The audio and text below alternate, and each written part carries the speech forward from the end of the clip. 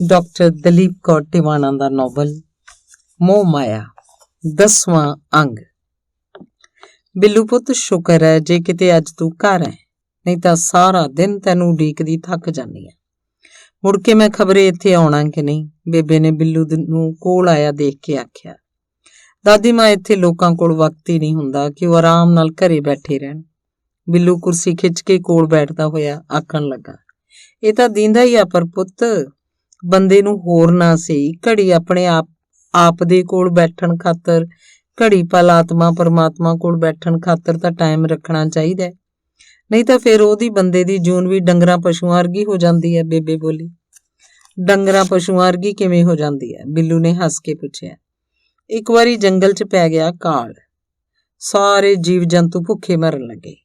ਇੱਕ ਗਿੱਦੜ ਤੇ ਇੱਕ ਬਾਂਦਰ ਊਠ ਕੋਲ ਗਏ ਆਖੇ, ਮਾਮਾ ਇੱਕ ਨੇਕ ਕੰਮ ਕਰ, ਹੁਣ ਅਸੀਂ ਤੈਨੂੰ ਖਾ ਲੈਨੇ ਆ ਤੇ ਹਾੜੀ ਨੂੰ ਪੈਸੇ ਦੇ ਦਿਆਂਗੇ। ਊਠ ਬੋਲਿਆ, ਚੰਗਾ। ਉਹਨਾਂ ਨੇ ਸ਼ੇਰ ਨੂੰ ਆਖਿਆ, ਆਪਾਂ ਊਠ ਨੂੰ ਮਾਰ ਕੇ ਖਾ ਲੈਨੇ ਆ, ਹਾੜੀ ਨੂੰ ਉਹਨੂੰ ਪੈਸੇ ਦੇ ਦਿਆਂਗੇ। ਸ਼ੇਰ ਨੇ ਊਠ ਮਾਰ ਲਿਆ ਤੇ ਉਹਦੀ ਇੱਕ ਟੰਗ ਬਾਂਦਰ ਤੇ ਗਿੱਦੜ ਨੂੰ ਟੋਬੇ ਤੋਂ ਧੋ ਲਿਆਉਣ ਲਈ ਦਿੱਤੀ। ਟੋਬੇ ਤੇ ਜਾ ਕੇ ਬਾਂਦਰ ਗਿੱਦੜ ਨੂੰ ਆਖਣ ਲੱਗਿਆ, ਚੱਲ ਪਹਿਲਾਂ ਰੱਜ ਕੇ ਖਾ ਲਈਏ, ਮਗਰੋਂ ਧੋਆਂਗੇ। ਰੱਜ ਕੇ ਖਾਣ ਮਗਰੋਂ ਬਾਂਦਰ ਗਿੱਦੜ ਨੂੰ ਆਖਣ ਲੱਗਾ, ਚੱਲ ਦੇਖੀਏ ਹੁਣ ਪਾਣੀ ਕੌਣ ਬਹੁਤਾ ਪੀਂਦਾ। ਬਾਂਦਰ ਪਾਣੀ ਤੇ ਬੁੱਲ ਧਰੀ ਬੈਠਾ ਰਿਹਾ ਤੇ ਗਿੱਦੜ ਦਬਾ ਸੱਟ ਪੀ ਗਿਆ। ਪਾਣੀ ਨਾਲ ਜਦੋਂ ਰੱਜ ਗਿਆ, ਬਾਂਦਰ ਬੋਲਿਆ, ਚੱਲ ਚੱਲੀਏ, ਸ਼ੇਰ ਉਡੀਕਦਾ ਹੋ। ਜਦੋਂ ਊਠ ਦੀ ਬਚੀ ਟੰਗ ਲੈ ਕੇ ਗਏ ਤਾਂ ਸ਼ੇਰ ਨੂੰ ਗੁੱਸਾ ਚੜ ਗਿਆ। ਪੁੱਛਣ ਲੱਗਿਆ, ਬਾਕੀ ਦੀ ਟੰਗ ਕਿੱਧਰ ਗਈ? ਗਿੱਦੜ ਬਾਂਦਰ ਵੱਲ ਦੇਖੇ, ਬਾਂਦਰ ਗਿੱਦੜ ਵੱਲ। ਬਾਕੀ ਦੀ ਟੰਗ ਕਿੱਧਰ ਗਈ? ਸ਼ੇਰ ਕੜਕਿਆ। ਬਾਂਦਰ ਗਿੱਦੜ ਵੱਲ ਦੇਖੇ, ਗਿੱਦੜ ਬਾਂਦਰ ਵੱਲ। ਉਸ ਵੇਲੇ ਬਾਂਦਰ ਗਿੱਦੜ ਨੂੰ ਆਖਣ ਲੱਗਿਆ, ਮੇਰੇ ਕੰਨੀ ਕੀ ਝਾਕਦਾ? ਆਪਣੇ ਢਿੱਡ ਕੰਨੀ ਦੇਖ, ਜੋ ਊਠ ਦੀ ਟੰਗ ਖਾ ਖਾ ਏਡਾ ਫੁੱਲ ਗਿਆ। ਇਹ ਸੁਣਦਿਆਂ ਸ਼ੇਰ ਨੂੰ ਗੁੱਸਾ ਚੜ ਗਿਆ। ਉਹ ਗਿੱਦੜ ਨੂੰ ਮਾਰਨ ਦੌੜਿਆ। ਡਰਦਾ ਗਿੱਦੜ ਮੂਹਰੇ ਭੱਜ ਪਿਆ। ਮੂਹਰੇ ਗਿੱਦੜ, ਮਗਰ ਸ਼ੇਰ ਦੂਰ ਨਿਕਲ ਗਏ। ਮਗਰੋਂ ਬਾਂਦਰ ਨੇ ਊਠ ਦੇ ਬਚੇ ਟੁਕੜੇ ਫਟਾਫਟ ਦਰਖਤ ਉੱਤੇ ਟੰਗਦੇ। ਜਦੋਂ ਗਿੱਦੜ ਨਾ ਲੱਭਿਆ ਤਾਂ ਸ਼ੇਰ ਮੁੜ ਆਇਆ। ਆ ਕੇ ਪੁੱਛਣ ਲੱਗਿਆ, ਬਾਕੀ ਦਾ ਊਠ ਕਿੱਧਰ ਗਿਆ? ਤਾਂ ਬਾਂਦਰ ਆਖਣ ਲੱਗਿਆ, ਉਹ ਆਖਦਾ ਸੀ ਇਹ ਤਾਂ ਹੁਣੇ ਲੜਦੇ ਨੇ, ਹਾੜੀ ਨੂੰ ਪੈਸੇ ਕਦੋਂ ਦਿੱਤੇ ਤੇ ਉਹ ਜੁੜ ਕੇ ਭੱਜ ਗਿਆ। ਬੇਬੇ ਨੇ ਕਹਾਣੀ ਸੁਣਾਤੀ। ਬਿੱਲੂ ਹੈਰਾਨ ਹੋ ਕੇ ਦਾਦੀ ਤੋਂ ਨਾ ਸੋਚਣ ਵਾਲੇ ਜਾਨਵਰਾਂ ਦੀ ਗੱਲ ਰਾਹੀਂ ਆਖੀ ਗੱਲ ਸਮਝ ਗਿਆ ਤੇ ਬੋਲਿਆ, ਦਾਦੀ ਮਾਂ, ਤੁਹਾਨੂੰ ਇਹੋ ਜਿਹੀਆਂ ਕਿੰਨੀਆਂ ਕੁ ਕਹਾਣੀਆਂ ਯਾਦ ਨੇ? ਇਹ ਕਹਾਣੀਆਂ ਥੋੜੇ ਨੇ, ਸਿਆਣਿਆਂ ਦੇ ਕੱਢੇ ਹੋਏ ਤੱਤ ਨੇ। ਮੇਰੀ ਬੇਬੇ ਗੱਲ ਨਾਲ ਇਹੋ ਜਿਹੀ ਕਥਾ ਸੁਣਾ ਦਿੰਦੀ ਸੀ। ਚਲੋ ਦਾਦੀ ਜੀ, ਮਾਂ, 2-4 ਇਹੋ ਜਿਹੀਆਂ ਕਹਾਣੀਆਂ ਮੈਨੂੰ ਹੋਰ ਸੁਣਾ ਦਿਓ, ਜਿਹੜੀਆਂ ਮੈਂ ਹਮੇਸ਼ਾ ਯਾਦ ਰੱਖਾਂ ਵੀ ਮੇਰੀ ਦਾਦੀ ਨੇ ਸੁਣਾਈਆਂ ਸੀ। ਯੁਧਿਸ਼ਟਰ ਨੂੰ ਕਿਸੇ ਨੇ ਪੁੱਛਿਆ ਸੀ, ਆਖੇ, ਮਹਾਰਾਜ, ਦੁਨੀਆ 'ਚ ਸਭ ਤੋਂ ਅਜੀਬ ਗੱਲ ਕਿਹੜੀ ਹੈ? ਉਹ ਬੋਲਿਆ, ਇਹ ਕਿ ਅਸੀਂ ਜਾਣਦੇ ਹਾਂ ਕਿ ਇੱਕ ਨਾ ਇੱਕ ਦਿਨ ਬੰਦੇ ਨੇ ਮਰ ਜਾਣਾ ਹੈ, ਫੇਰ ਵੀ ਉਹਨੂੰ ਇਹ ਨਹੀਂ ਲੱਗਦਾ ਕਿ ਉਹਨੇ ਵੀ ਮਰ ਜਾਣਾ। ਪਰ ਦਾਦੀ ਮਾਂ, ਲੋਕ ਮਰ ਕੇ ਚਲੇ ਕਿੱਥੇ ਜਾਂਦੇ ਨੇ? ਰੱਬ ਉਹਨਾਂ ਨੂੰ ਮੁੜ ਕੇ ਜਿਉਂਦੇ ਵੀ ਤਾਂ ਕਰ ਸਕਦਾ ਹੋਊਗਾ, ਜੇ ਤੁਹਾਡੇ ਵਰਗੀ ਪਾਠ ਪੂਜਾ ਕਰਨ ਵਾਲੀ ਬੇਬੇ ਰੱਬ ਨੂੰ ਆਖੇ। ਬਿੱਲੂ ਨੇ ਮਜ਼ਾਕ ਵਾਂਗ ਪੁੱਛਿਆ। ਜਦੋਂ ਅਰਜਨ ਦਾ ਪੁੱਤ ਲੜਾਈ 'ਚ ਮਾਰਿਆ ਗਿਆ ਤਾਂ ਉਹ ਲੱਗਾ ਵਿਰਲਾਪ ਕਰਨ। ਫਿਰ ਉਹ ਕ੍ਰਿਸ਼ਨ ਕੋਲ ਗਿਆ, ਆਖੇ, ਤੁਸੀਂ ਤਾਂ ਆਪ ਭਗਵਾਨ ਸਰੂਪ ਹੋ, ਮੇਰੇ ਬੇਟੇ ਨੂੰ ਜਿੰਦਾ ਕਰ ਦਿਓ, ਮੈਂ ਉਹ ਤੋਂ ਬਗੈਰ ਨਹੀਂ ਜਿਉਂਦਾ ਰਹਿ ਸਕਦਾ। ਕ੍ਰਿਸ਼ਨ ਭਗਵਾਨ ਨੇ ਬਥੇਰਾ ਸਮਝਾਇਆ ਵੀ ਇਹ ਆਵਾਗਾਉਣ ਦਾ ਚੱਕਰ ਹੀ ਇਉਂ ਹੀ ਚੱਲਦਾ ਰਹਿੰਦਾ, ਇਹਨੂੰ ਰੋਕਣਾ ਠੀਕ ਨਹੀਂ। ਪਰ ਜਦੋਂ ਅਰਜਨ ਨਾ ਮੰਨਿਆ ਤਾਂ ਕ੍ਰਿਸ਼ਨ ਨੇ ਆਖਿਆ, ਚੰਗਾ, ਫਿਰ ਤੂੰ ਨਦੀ 'ਚੋਂ ਇੱਕ ਗੜਵੀ ਪਾਣੀ ਦੀ ਭਰ ਲਿਆ। ਉਹ ਭਰ ਲਿਆਇਆ। ਫਿਰ ਕ੍ਰਿਸ਼ਨ ਨੇ ਆਖਿਆ, ਇਸ ਪਾਣੀ ਨੂੰ ਮੋੜ ਕੇ ਨਦੀ 'ਚ ਪਾ ਕੇ ਆ। ਉਹ ਪਾ ਆਇਆ। ਕ੍ਰਿਸ਼ਨ ਨੇ ਆਖਿਆ, ਚੰਗਾ, ਫਿਰ ਮੁੜ ਕੇ ਜਾ ਤੇ ਉਹੀ ਪਾਣੀ ਦੀ ਗੜਵੀ ਮੁੜ ਕੇ ਭਰ ਕੇ ਲਿਆ। ਤਾਂ ਅਰਜਨ ਆਖਣ ਲੱਗਾ, ਉਹੀ ਪਾਣੀ ਮੈਂ ਕਿੱਥੋਂ ਲਿਆਵਾਂ? ਉਹ ਤਾਂ ਨਦੀ ਦੇ ਪਾਣੀ 'ਚ ਰਲ ਗਿਆ ਸੀ ਤੇ ਪਤਾ ਨਹੀਂ ਕਿੱਥੋਂ ਦੀ ਕਿੱਥੇ ਚਲਿਆ ਗਿਆ ਉਹ। ਤਾਂ ਕ੍ਰਿਸ਼ਨ ਨੇ ਸਮਝਾਇਆ ਕਿ ਇਸੇ ਤਰ੍ਹਾਂ ਰੂਹ ਪਰਮਾਤਮਾ ਨਾਲ ਜਾ ਰਲਦੀ ਹੈ, 5 ਤੱਤ 5 ਤੱਤਾਂ 'ਚ ਜਾ ਰਲਦੇ ਆ, ਉਹਨਾਂ ਨੂੰ ਮੁੜ ਕੇ ਨਹੀਂ ਨਿਖੇੜਿਆ ਜਾ ਸਕਦਾ। ਸੋ ਪੁੱਤ, ਇਹ ਤਾਂ ਭਗਵਾਨ ਦੀ ਲੀਲਾ ਹੈ, ਇਉਂ ਹੀ ਤੁਰਦੀ ਰਹੂ। ਦਾਦੀ, ਮੈਂ ਇੱਕ ਗੱਲ ਦੀ ਮੈਨੂੰ ਸਮਝ ਨਹੀਂ ਲੱਗਦੀ ਕਿ ਪਾਠ ਕਰਨ ਨਾਲ ਜਾਂ ਵੈਗਰੂ ਵੈਗਰੂ ਆਖੀ ਜਾਣ ਨਾਲ ਕੀ ਹੁੰਦਾ। ਬਥੇਰੇ ਲੋਕ ਨੇ ਜੋ ਰੱਬ ਨੂੰ ਨਹੀਂ ਮੰਨਦੇ ਤੇ ਨਾ ਹੀ ਕੋਈ ਪਾਠ ਪੂਜਾ ਕਰਦੇ ਨੇ, ਉਹ ਵੀ ਚੰਗੇ ਭਲੇ ਜਿਉਂ ਹੀ ਜਾਂਦੇ ਨੇ। ਇੱਕ ਤੁਸੀਂ ਹੋ ਕਿ ਤੜਕੇ 2 ਵਜੇ ਠੰਡੇ ਪਾਣੀ ਨਾਲ ਨਹਾ ਕੇ ਪਾਠ ਕਰਨ ਬੈਠ ਜਾਂਦੇ ਹੋ। ਮੈਨੂੰ ਲੱਗਦਾ ਹੈ ਇਉਂ ਨੀਂਦ ਖਰਾਬ ਕੀਤੀ ਜਾਏ। ਕਿਉਂ ਨੀਂਦ ਖਰਾਬ ਕੀਤੀ ਜਾਏ? ਬਿੱਲੂ ਨੇ ਬੇਬੇ ਨੂੰ ਸਮਝਾਉਣ ਵਾਂਗ ਆਖਿਆ। ਬਿੱਲੂ ਪੁੱਤ ਬਾਣੀ ਦੱਸਦੀ ਹੈ ਵੀ ਜਿਵੇਂ ਮੈਲੇ ਕੱਪੜਿਆਂ ਨੂੰ ਸਾਬਣ ਨਾਲ ਧੋ ਲਈਏ, ਉਵੇਂ ਸਾਡੀ ਮੱਤ ਨੂੰ, ਰੂਹ ਨੂੰ ਨਾਮ ਸਿਮਰਨ ਨਾਲ ਧੋਈਦਾ। ਬਥੇਰੇ ਘੋਰੀ ਗਰੀਬ ਗੁਰਬੇ ਮੈਲੇ ਕੱਪੜੇ ਹੀ ਪਾਈ ਰੱਖਦੇ ਨੇ, ਪਰ ਤੇਰੇ ਵਰਗੇ ਸ਼ੌਕੀਨ ਲੋਕ ਨਹੀਂ ਨਾ ਮੈਲੇ ਕੱਪੜੇ ਪਾਉਂਦੇ। ਇੱਕ ਹੋਰ ਗੱਲ ਵੀ ਹੈ, ਜਿਸ ਉੱਪਰ ਰੱਬ ਦੀ ਮਿਹਰ ਹੋਵੇ ਉਹੀ ਇਸ ਪਾਸੇ ਤੁਰਦਾ ਹੈ, ਨਹੀਂ ਤਾਂ ਮਾਤੜ 84 ਦੇ ਗੇੜ 'ਚ ਤੁਰੇ ਫਿਰਦੇ ਨੇ। ਦਾਦੀ ਮਾਂ ਇਹ ਤਾਂ ਅਸੀਂ ਸੋਚ ਲੈਂਦੇ ਹਾਂ, ਉਂਝ ਰੱਬ ਦੇਖਿਆ ਤਾਂ ਕਿਸੇ ਨਹੀਂ, ਬਿੱਲੂ ਨੇ ਦਲੀਲ ਦਿੱਤੀ। ਦੇਖਿਆ ਕਿਉਂ ਨਹੀਂ? ਸ਼ਬਦ ਨਹੀਂ ਸੁਣਿਆ? ਅਖੇ ਧੰਨੇ ਦੀਆਂ ਗਊਆਂ ਚਾਰੀਆਂ ਨਾਮਦੇਵ ਦੀ ਬਣਾਈ ਛੱਪਰੀ। ਤੂੰ ਆਪ ਦੇਖ, ਪੱਥਰ ਵਿੱਚ ਵੀ ਜਿਹੜਾ ਜੀਵ ਹੁੰਦਾ ਹੈ ਉਹਨੂੰ ਉੱਥੇ ਹੀ ਆਹਾਰ ਪਹੁੰਚਦਾ ਹੈ। ਇਹ ਸਭ ਪਹਾੜ, ਦਰਿਆ, ਚੰਦ, ਸੂਰਜ ਤੇ ਮੈਂ ਤਾਂ ਨਹੀਂ ਬਣਾਤੇ। ਧਰਤੀ ਅਸਮਾਨ ਕਿਸੇ ਚੀਜ਼ ਦੇ ਤਾਂ ਬੰਨੇ ਖੜੇ ਐ, ਬੇਬੇ ਨੇ ਸੰਜੀਦਗੀ ਨਾਲ ਦੱਸਿਆ। ਤੁਹਾਡੇ ਖਿਆਲ 'ਚ ਦਾਦੀ ਮਾਂ ਬੰਦੇ ਨੂੰ ਕੀ ਕਰਨਾ ਚਾਹੀਦਾ? ਬਿੱਲੂ ਨੇ ਹੱਸ ਕੇ ਪੁੱਛਿਆ। ਇਹ ਮਨੁੱਖਾ ਜਨਮ ਕਿਸੇ ਲੇਖੇ ਲਾਉਣਾ ਚਾਹੀਦਾ, ਪਸ਼ੂਆਂ ਵਾਂਗੂ ਖਾ ਕੇ ਸੌਂ ਕੇ ਨਹੀਂ ਗਵਾ ਦੇਣਾ ਚਾਹੀਦਾ। ਹੋਰ ਕੀ? ਦਾਦੀ ਮਾਂ, ਜੇ ਹਮੇਸ਼ਾ ਤੋਂ ਤੁਸੀਂ ਸਾਡੇ ਕੋਲ ਰਹਿੰਦੇ ਹੁੰਦੇ, ਸਾਨੂੰ ਬਥੇਰੀ ਅਕਲ ਦੇ ਦਿੰਦੇ। ਮਮਾ ਡੈਡੀ ਨੂੰ ਤਾਂ ਟਾਈਮ ਹੀ ਨਹੀਂ ਮਿਲਦਾ। ਮੈਂ ਕਿਹੜਾ ਪੁੱਤ ਪੜ੍ਹੀ ਲਿਖੀ ਆ, ਮੈਨੂੰ ਤਾਂ ਮੋਟੀਆਂ ਜਿਹੜੀਆਂ 4 ਗੱਲਾਂ ਦਾ ਪਤਾ ਹੈ। ਤੁਸੀਂ ਤਾਂ ਸੁੱਖ ਨਾਲ ਏਡੀਆਂ ਮੋਟੀਆਂ ਕਿਤਾਬਾਂ ਪੜ੍ਹਦੇ ਹੋ, ਨਾਲੇ ਸਿਆਣੇ ਮਾਸਟਰ ਪੜ੍ਹਾਉਂਦੇ ਨੇ। ਸਾਡੇ ਵੇਲਿਆਂ 'ਚ ਤਾਂ ਗੁਰਦੁਆਰੇ ਦਾ ਭਾਈ ਜੀ ਜਾਂ ਸ਼ਿਵਦਿਆਲੇ ਦਾ ਪੰਡਤ ਬਸ ਅੱਖਰ ਉਠਾਲਣੇ ਦੱਸ ਦਿੰਦਾ ਸੀ। ਇਸੇ ਲਈ ਹੁਣ ਤਾਂ ਕੇਵਲ ਨੂੰ ਚਿੱਠੀ ਲਿਖਾਉਣ ਲਈ ਵੀ ਕਿਸੇ ਦੇ ਅੱਜ ਹੀ ਹੋਣਾ ਪੈਂਦਾ। ਚਿੱਠੀ ਕੀ ਕਰਨੀ ਆ, ਤੁਸੀਂ ਫੋਨ ਕਰ ਦਿਆ ਕਰੋ, ਬਿੱਲੂ ਬੋਲਿਆ। ਫੋਨ ਤੇ ਬੜੇ ਪੈਸੇ ਲੱਗਦੇ ਨੇ, ਗੱਲਾਂ ਅਜੇ 4 ਨਹੀਂ ਹੋਈਆਂ ਹੁੰਦੀਆਂ, ਅਗਲਾ ਆਖ ਦਿੰਦਾ ਮਾਈ 100 ਰੁਪਇਆ ਹੋ ਗਿਆ। ਪੈਸਿਆਂ ਦੀ ਦਾਦੀ ਮਾਂ ਤੁਸੀਂ ਪਰਵਾਹ ਨਾ ਕਰਿਆ ਕਰੋ, ਐਤਕੀ ਪੈਸਿਆਂ ਦਾ ਤੁਹਾਡਾ ਝੋਲਾ ਭਰ ਕੇ ਭੇਜਾਂਗੇ। ਇਸੇ ਮਹੀਨੇ $3000 ਮਤਲਬ ਹੈ ਲੱਖ ਰੁਪਈਆ ਮੈਨੂੰ ਵਜੀਫਾ ਮਿਲ ਜਾਣਾ, ਬਿੱਲੂ ਬੋਲਿਆ। ਲੱਖ ਰੁਪਈਆ? ਬੇਬੇ ਨੇ ਹੈਰਾਨ ਹੋ ਕੇ ਪੁੱਛਿਆ। ਹਾਂ ਦਾਦੀ ਮਾਂ, ਇੱਥੇ ਕਈ ਲੱਖ ਰੁਪਈਆ ਮਹੀਨੇ ਤਾਂ ਬਥੇਰੇ ਲੋਕਾਂ ਨੂੰ ਤਨਖਾਹ ਮਿਲ ਜਾਂਦੀ ਹੈ। ਅੱਛਾ, ਪਰ ਬਹੁਤੀ ਮਾਇਆ ਵੀ ਬੰਦੇ ਦੀ ਮੱਤ ਮਾਰ ਦਿੰਦੀ ਹੈ। ਪੁਰਾਣੇ ਵੇਲਿਆਂ 'ਚ ਇੱਕ ਰਾਜਾ ਹੋਇਆ ਜਿਹਨੂੰ ਧਨ ਇਕੱਠਾ ਕਰਨ ਦਾ ਬੜਾ ਲੋਭ ਸੀ। ਆਖਦੇ ਨੇ ਮੁਰਦਿਆਂ ਦੇ ਮੂੰਹਾਂ 'ਚੋਂ ਵੀ ਚਾਂਦੀ ਦੇ ਰੁਪਈਏ ਕਢਵਾ ਲੈਂਦਾ ਸੀ। ਇੱਕ ਵਾਰ ਇੱਕ ਸਾਧੂ ਉਹਦੇ ਦਰਬਾਰ 'ਚ ਗਿਆ ਤੇ ਆਖਣ ਲੱਗਾ, ਮਹਾਰਾਜ ਤੁਹਾਡੇ ਗੋਚਰਾ ਮੇਰਾ ਇੱਕ ਕੰਮ ਹੈ। ਰਾਜੇ ਨੇ ਆਖਿਆ, ਦੱਸੋ।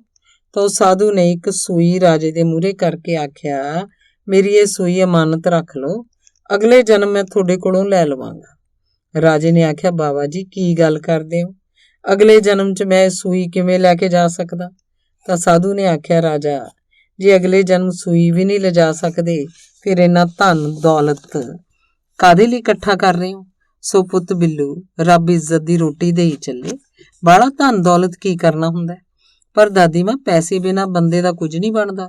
ਬਿੱਲੂ ਪੁੱਤ, ਬੰਦੇ ਨੇ ਖਾਣੀਆਂ ਤਾਂ ਉਹੀ 2 ਰੋਟੀਆਂ ਹੁੰਦੀਆਂ ਨੇ, ਬਾਕੀ ਤਾਂ ਵਾਧੂ ਤਮਾ ਹੁੰਦੀ ਹੈ। ਬੇਬੇ ਨੇ ਜਦੋਂ ਆਖਿਆ, ਬਿੱਲੂ ਨੂੰ ਕੋਈ ਜਵਾਬ ਨਾ ਉੜਿਆ। ਤੁਸੀਂ ਦਾਦੀ ਮਾਂ ਇੱਥੇ ਰਹੋ, ਜਰਾ ਕੁ ਰੁੱਕ ਕੇ ਬੋਲਿਆ। ਮੇਰੀਆਂ ਤਾਂ ਪੁੱਤ ਹੁਣ ਗਾਹਾਂ ਦੀਆਂ ਤਿਆਰੀਆਂ ਨੇ, ਅਖੇ ਰੁੱਤ ਫਿਰੀ ਬਣ ਕੰਬਿਆ, ਪੱਤ ਚੜੇ ਚੜ ਜਾਏ। ਮੈਂ ਹੋਰ ਕਿੰਨਾ ਕੁ ਚਿਰ ਬੈਠੀ ਰਹਿਣਾ ਇਸ ਜੱਗ ਉੱਤੇ, ਨਾਲੇ ਬਥੇਰੇ ਦੇਖ ਲਏ ਜੱਗ ਦੇ ਰੰਗ ਤਮਾਸ਼ੇ। ਨਹੀਂ ਦਾਦੀ ਮਾਂ, ਇਉਂ ਨਾ ਆਖੋ, ਅਸੀਂ ਨਹੀਂ ਤੁਹਾਨੂੰ ਮਰਨ ਦੇਣਾ। ਨਹੀਂ ਪੁੱਤ, ਰੱਬ ਦਾ ਹੁਕਮ ਸੱਤ ਕਰਕੇ ਮੰਨੀਦਾ, ਨਾਲੇ ਇਹੋ ਜੱਗ ਰਵੀਰਾ ਹੈ, ਪੁਰਾਣੇ ਪੱਤੇ ਝੜ ਜਾਂਦੇ ਆ, ਨਵੇਂ ਹੋਰ ਆ ਜਾਂਦੇ ਆ। ਮੈਂ ਤਾਂ ਸੁਖੀ ਹਾਂ ਬਈ ਇੰਨੀ ਉਮਰ ਕੱਲੀ ਨੇ ਲੰਘਾਈ ਤੇ ਆਪਣਾ ਮੁੱਖ ਉਜਲਾ ਲੈ ਕੇ ਜਾਊਂਗੀ ਤੇਰੇ ਦਾਦਾ ਜੀ ਕੋਲ। ਟੈਲੀਫੋਨ ਦੀ ਘੰਟੀ ਖੜਕੀ, ਬਿੱਲੂ ਉੱਠ ਕੇ ਸੁਣਨ ਗਿਆ। ਕੌਣ ਸੀ? ਬੇਬੇ ਨੇ ਮੁੜ ਕੇ ਆਏ ਨੂੰ ਪੁੱਛਿਆ। ਕੱਟਿਆ ਗਿਆ, ਕੋਈ ਦੂਰ ਦੀ ਕਾਲ ਸੀ। 2 ਕੁ ਦਿਨ ਦੇ ਮੈਨੂੰ ਜਾਣੀ ਗੁਰਨਾਮ ਦੇ ਭਚੱਕੇ ਜਿਹੇ ਆਈ ਜਾਂਦੇ ਆ। ਅਗਲੀ ਵਾਰੀ ਜਦੋਂ ਆਏ ਮਾਮਾ ਜੀ ਨੂੰ ਵੀ ਨਾਲ ਲੈ ਕੇ ਆਉਣਾ, ਬਿੱਲੂ ਬੋਲਿਆ। ਉਹਨੇ ਕਿੱਥੋਂ ਘਰੋਂ ਨਿਕਲਣਾ, ਘਰ ਦੇ ਖਲਜਗਣਾ ਚੋਂ। ਮੁੰਡਾ ਸ਼ਰਾਬ ਪੀਣ ਲੱਗ ਪਿਆ, ਉਹਨੂੰ ਕਿਸੇ ਦੀ ਚੜੀ ਲੱਥੀ ਦੀ ਊਂ ਨਹੀਂ, ਇਸੇ ਦੇ ਸਿਰ ਤੇ ਘਰ ਤੁਰੀ ਜਾਂਦਾ, ਮਗਰੋਂ ਤਾਂ ਸਤਨਾਮ ਹੀ ਹੈ। ਸ਼ਰਾਬ ਤਾਂ ਦਾਦੀ ਮਾਂ ਸਾਰੀ ਦੁਨੀਆ ਦੇ ਲੋਕ ਹੀ ਪੀ ਜਾਂਦੇ ਆ। ਮਾਸ ਸ਼ਰਾਬ ਤਾਂ ਰਾਖਸ਼ੀ ਖਾਣਾ ਹੈ, ਤਾਈਏ ਤਾਂ ਲੋਕਾਂ ਦੀ ਬੁੱਧ ਭ੍ਰਿਸ਼ਟ ਹੋਈ ਜਾਂਦੀ ਹੈ। ਕਮਾਲ ਕਰਦੇ ਹੋ ਦਾਦੀ ਮਾਂ, ਖਾਣ ਨਾਲ ਬੁੱਧ ਭ੍ਰਿਸ਼ਟ ਭਲਾ ਕਿਵੇਂ ਹੋਈ? ਬਿੱਲੂ ਨੇ ਪੁੱਛਿਆ। ਵੇ ਫੋਟ ਬਿੱਲੂ, ਤੈਨੂੰ ਇੰਨਾ ਵੀ ਨਹੀਂ ਪਤਾ ਵੀ ਇੱਕ ਸਾਤਵਿਕ ਭੋਜਨ ਹੁੰਦਾ, ਇੱਕ ਤਾਮਸਿਕ। ਜਿਹੋ ਜਿਹਾ ਭੋਜਨ ਖਾਓਗੇ ਉਹੋ ਜਿਹੇ ਮਨ 'ਚ ਵਿਚਾਰ ਆਉਣਗੇ। ਇਸੇ ਕਰਕੇ ਤਾਂ ਸਾਧੂ ਸੰਤ ਮਾਸ ਮਿੱਟੀ ਨੂੰ ਮੂੰਹ ਨਹੀਂ ਲਾਉਂਦੇ। ਦਾਦੀ ਮਾਂ ਇਹੋ ਜੀ ਤਾਂ ਇੱਕ ਗੱਲ ਵੀ ਸਾਡੀਆਂ ਕਿਤਾਬਾਂ 'ਚ ਨਹੀਂ ਦੱਸੀ ਹੁੰਦੀ। ਹੋਰ ਕੀ ਦੱਸਿਆ ਹੁੰਦਾ ਫਿਰ? ਬੇਬੇ ਨੇ ਹੈਰਾਨ ਹੋ ਕੇ ਪੁੱਛਿਆ। ਬਸ ਚੀਜ਼ਾਂ ਦੀ ਨਿਰੀ ਜਾਣਕਾਰੀ ਹੁੰਦੀ ਹੈ। ਜਾਣਕਾਰੀ ਕੀ ਸਿਰ ਮਾਰਨੀ ਹੈ ਜੇ ਚੀਜ਼ਾਂ ਦੇ ਗੁਣ ਸੁਭਾਅ ਤੱਤ ਤੁਸੀਂ ਨਹੀਂ ਜਾਣਦੇ। ਜੇ ਦਾਦੀ ਮਾਂ ਤੁਸੀਂ ਮੇਰੇ ਲਈ ਕੁੜੀ ਲੱਭਣੀ ਹੋਵੇ ਕਿਹੋ ਜੀ ਲੱਭੋਗੇ? ਬਿੱਲੂ ਨੇ ਹੱਸ ਕੇ ਪੁੱਛਿਆ। ਬੰਦੇ ਦਾ ਭੰਨ ਚੰਗਾ ਹੋਣਾ ਚਾਹੀਦਾ ਹੈ। ਅਖੇ ਧੀ ਘਰਾਣੇ ਦੀ, ਬਲਦ ਲਾਣੇ ਦਾ, ਅਗਲੀ ਦਾ ਅੱਗਾ ਪਿੱਛਾ ਚੰਗਾ ਹੋਵੇ। ਸੁਣਿਆ ਨਹੀਂ ਤੂੰ ਬਈ, ਜੇ ਕੇਲੇ ਮੁੱਢ ਕਰੀਰ ਹੋਵੇ ਉਹਨੇ ਤਾਂ ਫਿਰ ਪੱਛਣਾ ਹੀ ਹੈ। ਬੇਬੇ ਬੋਲੀ। ਫੇਰ ਪਰ ਬਿੱਲੂ ਦੇ ਕੱਖ ਪੱਲੇ ਨਹੀਂ ਪਿਆ। ਜੇ ਮੈਂ 2-4 ਕੁੜੀਆਂ ਤੁਹਾਨੂੰ ਮਿਲਾ ਦਿਆਂ, ਦੱਸ ਸਕੋਗੇ ਕਿਹੜੀ ਮੇਰੇ ਲਈ ਠੀਕ ਰਹੂ? ਬਿੱਲੂ ਨੇ ਹੱਸ ਕੇ ਪੁੱਛਿਆ। ਬੇਫੋਟ ਇਉਂ ਕੁੜੀਆਂ ਦੀ ਕੀ ਮੰਡੀ ਲਾਉਣੀ ਹੈ? ਇਹੀ ਦੇਖੋ ਵੀ ਸ਼ਰਮ ਹਿਆ ਵਾਲੀ ਹੋਵੇ, ਛੋਟੇ ਬੜੇ ਦਾ ਲਿਹਾਜ਼ ਪਤਾ ਹੋਵੇ, ਸਾਊ ਟੱਬਰ ਚੋਂ ਹੋਵੇ ਤੇ ਤੇਰੇ ਨਾਲ ਮੇਲ ਖਾਂਦੀ ਹੋਵੇ। ਬਾਕੀ ਲੈਣ ਦੇਣ ਤਾਂ ਹੱਥਾਂ ਦੀ ਮੈਲ ਹੁੰਦੀ ਹੈ, ਉਹਦੀ ਆਪਾਂ ਨੂੰ ਕੋਈ ਲੋੜ ਨਹੀਂ। ਇੰਨੀਆਂ ਗੱਲਾਂ ਦੇਖਣੀਆਂ ਨੇ ਤਾਂ ਫਿਰ ਵਾਪਸ ਪਿੰਡ ਜਾ ਕੇ ਲੱਭਿਓ ਮੇਰੇ ਲਈ ਕੁੜੀ। ਇੱਥੇ ਇਹ ਸਭ ਕੁਝ ਨਹੀਂ ਹੁੰਦਾ। ਲੈ ਆ ਤੇਰੇ ਬਾਬਾ ਜੀ ਦੇ ਨਾਂ ਨੂੰ, ਨਾਲੇ ਮੁੰਡਾ ਕੈਨੇਡਾ ਹੈ, 20 ਲੋਕ ਨੱਠੇ ਆਉਣਗੇ। ਬੇਬੇ ਇਹ ਤੇਰੇ ਨਾਲ ਚਲਾਕੀਆਂ ਕਰਦਾ, ਕੁੜੀ ਇਹਨੇ ਲੱਭ ਰੱਖੀ ਹੈ। ਰੋਜ਼ੀ ਨੇ ਆਉਂਦੀ ਨੇ ਗੱਲ ਸੁਣ ਕੇ ਆਖਿਆ। ਆਪੇ ਲੱਭੂਗਾ, ਫਿਰ ਆਪੇ ਭੁਗਤੂਗਾ, ਸਾਨੂੰ ਕੀ? ਬੇਬੇ ਨੇ ਹੱਸ ਕੇ ਆਖਿਆ। ਟੈਲੀਫੋਨ ਦੀ ਘੰਟੀ ਫੇਰ ਖੜਕ ਰਹੀ ਸੀ। ਅੰਗ 11ਵਾਂ। ਬੇਬੇ ਤੈਨੂੰ ਛੱਡ ਜਾਂ ਬਲਵੀਰ ਵੱਲ? ਕੰਮ ਤੇ ਜਾਣ ਵੇਲੇ ਕੇਵਲ ਨੇ ਬੇਬੇ ਨੂੰ ਪੁੱਛਿਆ।